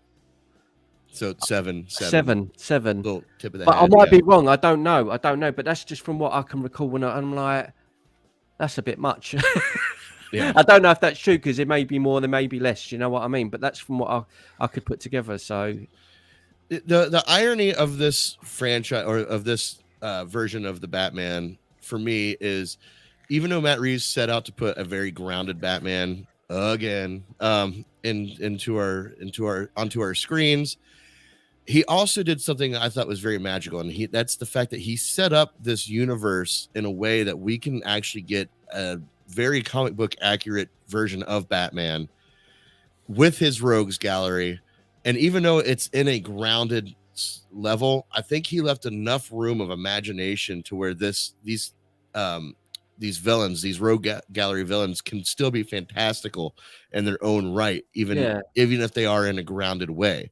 And a lot of that has to do with how we saw the Riddler pan out as the movie continued, which to me, like, just that other part of Riddler, like, it was almost like Dana was playing two different characters. The Riddler you saw who was making the threats on the phone wearing the mask, and then the Riddler that we see later in the film, which was way more introverted, way more not as thought out, I thought, or at least that character, like he thought he knew everything, and then you learn that he didn't. Like it was, I don't know, that character Riddler just totally turned on himself, near the end of this movie, and it really made me confused of what to expect with the Riddler moving forward. Seth, do you feel the same, or do you think they have a clear plan for Riddler and you know what it is, or you can identify what they're going for? I think the reason it like switches up so much is because, like you said, he's introverted. He doesn't know how to, like, he's introverted, like you said. And like with the mask and stuff, with the whole suit, he says like he's able to freely do whatever he wants and like kind of feel no shame in who he is. But like when you take that away from him, he becomes this awkward like person, like, that's the way I looked at it, at least. And I maybe only I saw it because I haven't seen a single other person mention this, but the way he acted in that like interrogation scene just gives me vibes of Arkham Riddler, or like maybe they're building up to like him acting like that. Well, being closer to Arkham Riddler. So this is what I'm talking about, and this will go. We have a question from Betty. It says, "So you were saying you don't actually think Matt Reeves was ripping off?" No, I don't think Matt Reeves intentionally ripped off anything besides the movie Seven, but he came out and said, "Hey, I'm doing a Seven style Batman," so to be expected. No, I was not saying that Matt Reeves ripped anything off. I was saying that all these franchises are cherry picking from the same source material. So now that this is our fourth reboot of Batman cinematically, and they're still cherry picking from the same source material. So now it's starting to look like they're ripping off each other, but they're all just ripping off the same source material from the comics. Most notably Year One, which Nolan series did, this movie did. Frank Miller's The Dark Knight, more expressively, Zack Snyder did a much more accurate take of that, but they've also cherry picked that in this movie and in the Nolan films as well. And no, I do not think Matt Reeves was ripping off, but like Seth said, he's starting to recognize Riddler from the video game, and that type of Riddler. And I totally, this is what I mean. Every point, not every, but most of the points and characters and their development in this movie was something I could look at it and go, I know this from somewhere. I've seen this from somewhere else. I mean, even visually, and this isn't a spoiler because it's in the trailer. But when Riddler is doing his phone, going live, threatening the people, what is that reminiscent of? Where have we seen that before? Dark Knight. The Dark Knight. That's exactly what the Joker did. Yeah, I know. And I'm sure the Dark Knight got it from the source material somewhere along the line. I forgot about that. Yeah, I did think about that when I was watching. I'm thinking, when he had the other Batman tied up, didn't he? Yeah, and it was crazy. Yeah, it was that similar. It was that whole thing with the Joker doing, discount value brand Batman, and he captured him and killed him. But that scene in Dark Knight was just. It doesn't take away from the Dark Knight. It doesn't take away from this movie, but it does take away from my experience when watching. Yeah. In this, I agree with that scene. I agree because. And it's not just that scene; it's other shots. There's one shot. Seth specifically. Seth probably doesn't remember because he didn't remember when we did our first thoughts. But there's a moment where I'm not going to say what he did, but the Batman was found doing something. And it looked exactly like a shot that I saw in Zack Snyder or in Batman v Superman. It was something that I saw Ben Affleck do in that movie, and that was the first. That movie was the first time I'd ever seen Batman do that. Oh, I see. And then it was in this one, and Seth and I looked at each other like, did he just do that?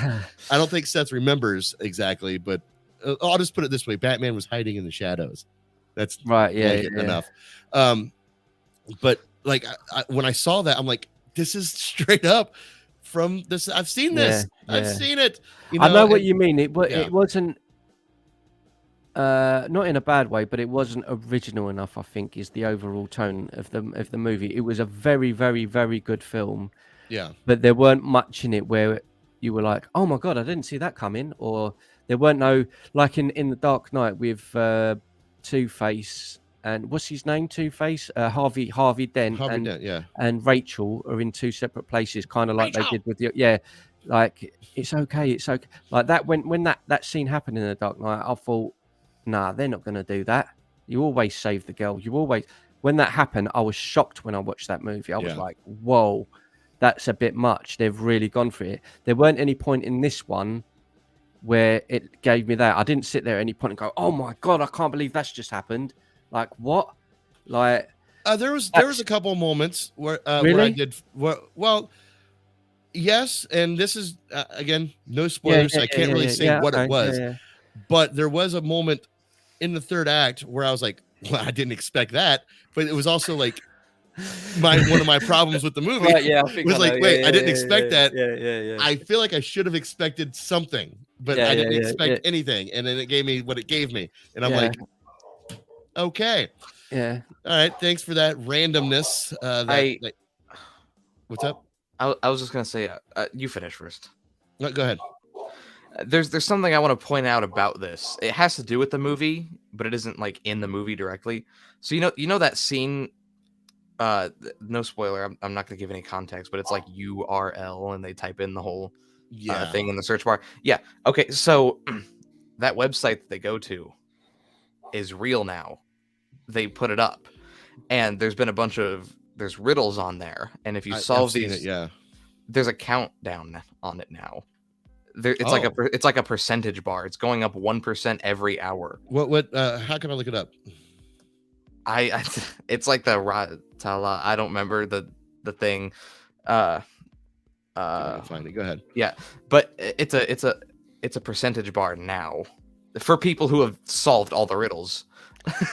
So it's going up 1% every hour, and people have like kind of figured out how long that would take, and they're saying it'll be by the end of Tuesday is when it should reach 100%. We don't know what's going to come of it, whether it's just a small Easter egg, and some people are, my dogs are barking. I don't know if you can hear that. They're loud. Anyway, I don't know if it'll be something as small as a little Easter egg, but some people are thinking it might be something as big as like a sequel announcement. We don't know what it is, but there's a pretty much a countdown going down right now. I'd rate him if that was. I'm trying to. I saw this earlier. Again, I'd give him massive props if it came up with a flipping sequel thing. That I would to be that far ahead in preparation. I saw this earlier, and I went to the site, and I literally thought I was like about to get hijacked. Like I thought I was on a site I shouldn't be on.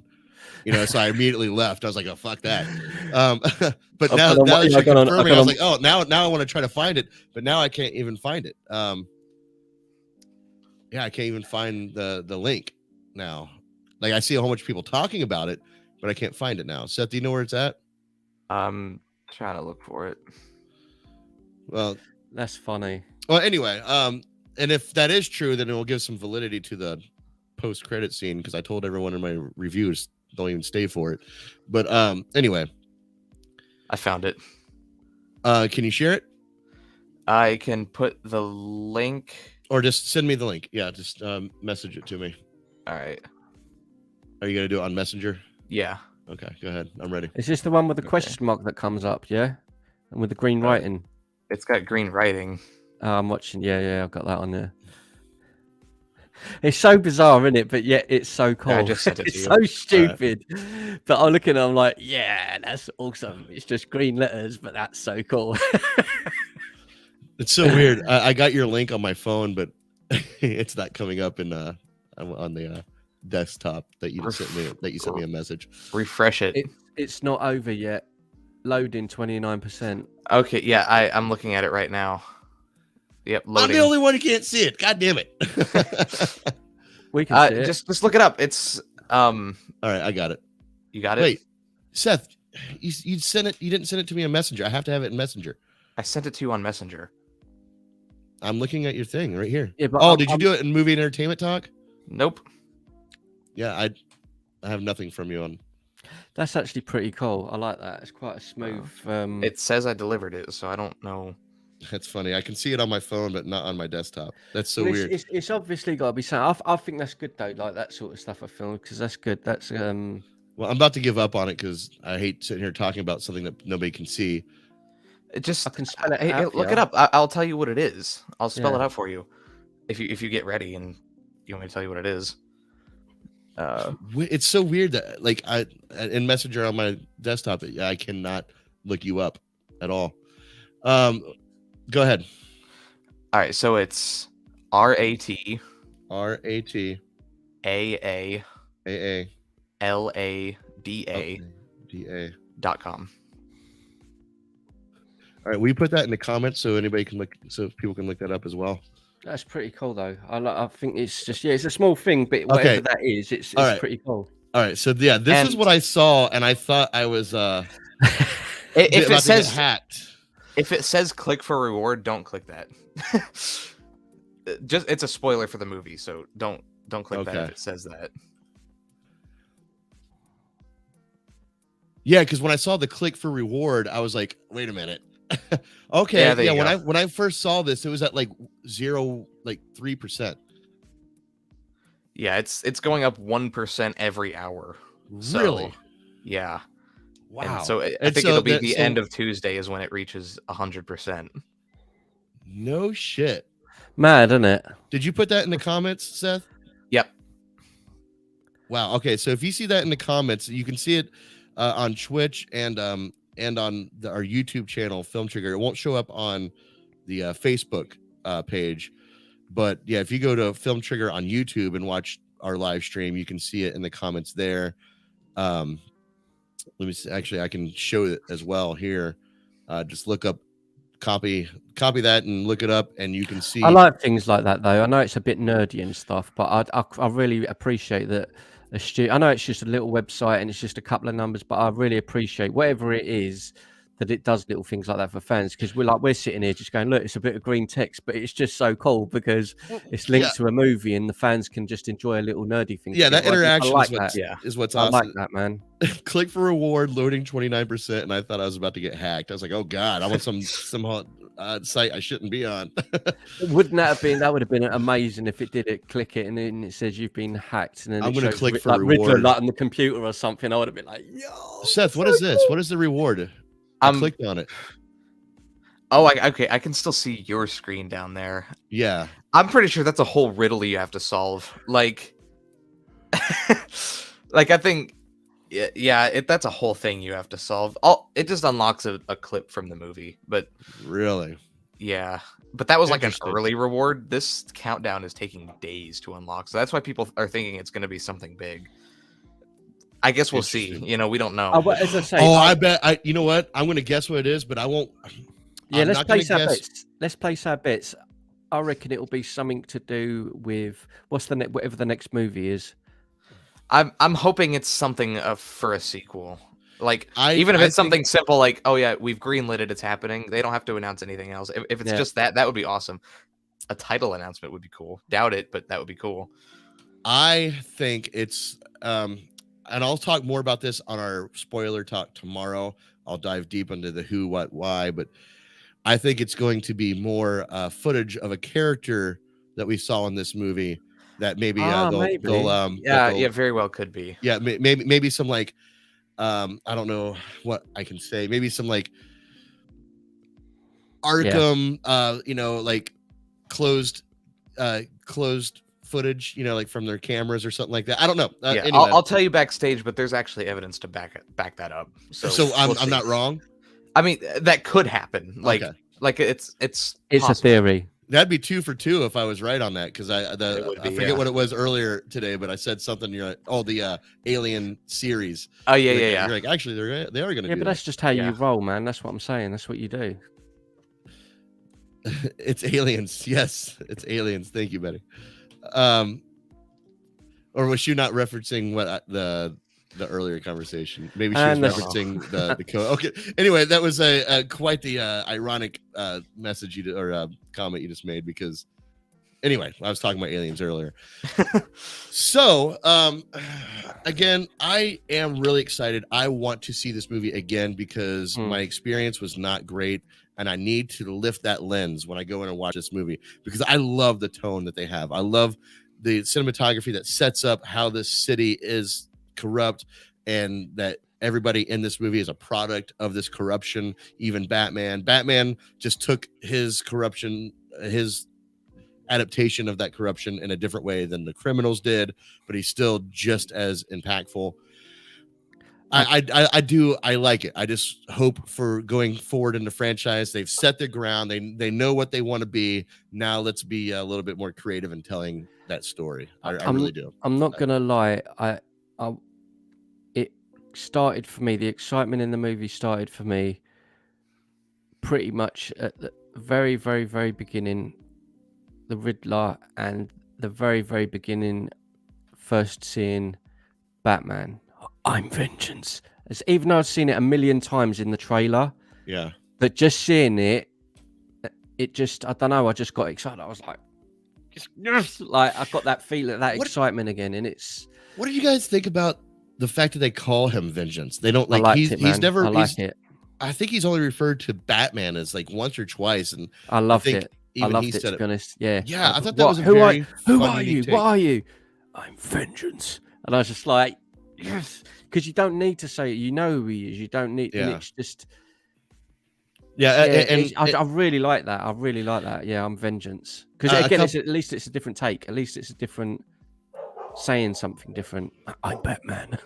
A couple of other things that I really enjoyed about this movie was number one, Colin Farrell as the Penguin. He stole the show. Every scene he was in, you know, and what it was is more so than the fact that I was just completely amazed with how lost he was in the character.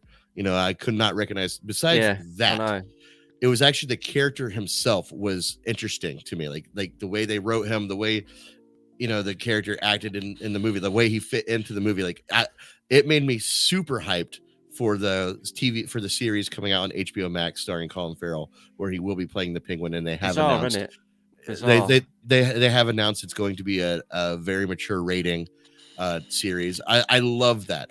Now, here's a question for you guys. Do you think they're going to bring in Robert Pattinson's Batman into the HBO series? Because I mean, they're going to have Colin Farrell in there. How we had this with Gotham, the TV series. How well can they do that without bringing in Batman at least every now and again? Because I don't want to see him all the time if it's going to be specific to Penguin and his rise. But do you think they're going to bench Batman for the TV series? What are your thoughts on that?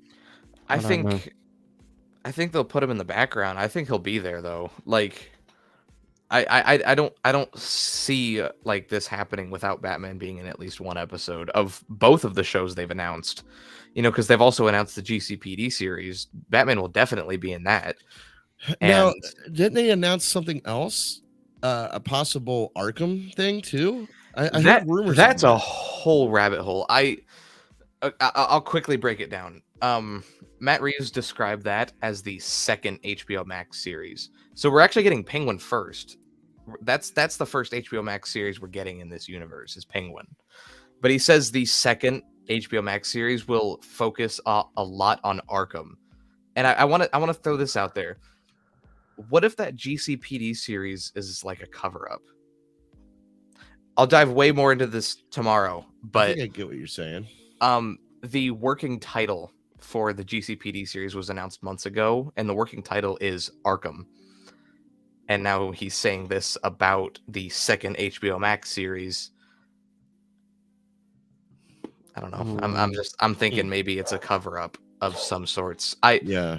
I'll dive way more into it tomorrow for sure, but I have my theories on what it is. Well, specific with this iteration of the Batman and how it's going to play into the series and all these things, I think this is so far letting the creators do what they want to do. Seems to be a great decision, Warner Brothers. Yeah. Continue that, please, because now it seems like you have a laid a plan, a laid out, grounded plan to move forward. And that also works with your streaming service and what you're bringing to the table cinematically. That's something that Warner Brothers has been stepping on their toes over for years. But they've also, one other thing that Warner Brothers has that's ahead of Marvel is the fact that they still have what is unfortunate, the DCEU property, which is kind of a mixed bag of things, but it's separate from this. It's completely separate. It's its own identity. So we can have fun, fantastical adventures in that world and then come back to this world for more grounded, mature content of these same exact characters. I think that actually is a good way to approach this. I'm not so sure I'm happy with how they approached it or how they came to this conclusion, but it is what we're getting from them. So I'm kudos to Warner Brothers for this Batman and what they're doing with it. I still think it's smoke and mirrors to distract us from the debacle, but you know what? It's 5 years, man. 5 years. I'm ready to move forward. I'm ready to move forward and I wish Warner Brothers would just be respectful with the artist moving forward. With that being said, is there anything else you gentlemen want to add to the conversation of our spoiler-free talk of the Batman? Nope, just go and see it. Just go and see it. I concur. Yeah. With that, I am going to close the show. I do want to make an announcement. Tomorrow, 7 p.m. Eastern Standard Time, we will be doing a spoiler talk of the Batman. Here you can look for this thumbnail, this beautiful piece of work here. It's funny. We have, well, first of all, let me just say who's in it. Seth, you'll be part of it. The little cute little face there, right there. Ramon will also be part of it. Also, we have Rudy from Rudy's Movie Reviews. He will be joining us as well. Now, here's a little story behind this thumbnail, guys. Do you see the lights that I added? Yeah. Do you know why I added those lights? Because the Riddler's green. No, because the thumbnail that Rudy sent to me, he was highlighted green already. And it looked so weird that he was highlighted green and none of us were. So I added the bulbs and our highlights. Oh, that's smooth. Look at that. That's kind of funny. I like that. Yeah. I was like, it works. I was like, how's it? Why is he green? Why did he send me a thumbnail that he's green? But it worked. I Bob Ross that shit and turned it into a beautiful thing. All right. Nice. With that being said, gentlemen, thank you for joining me for another episode of Drive-By News, a property brought to you by Film Trigger and Hit or Miss TV with Ramon, and a subsidiary of Movie and Entertainment Talk on Facebook, whatever, all the bullshit and stuff we have. We will see you guys next week. If you have not yet, please subscribe to the channel. Show us some love. If you're watching us on Facebook or Twitch, go to the YouTube channel. Give me some love. Just show me you love me, please. Also, head down to the description and subscribe to Ramon as well on Hit or Miss TV. You'll find his link below. See you guys next week, or we'll see you tomorrow for the spoiler talk of Batman. Peace. Stay trigger happy.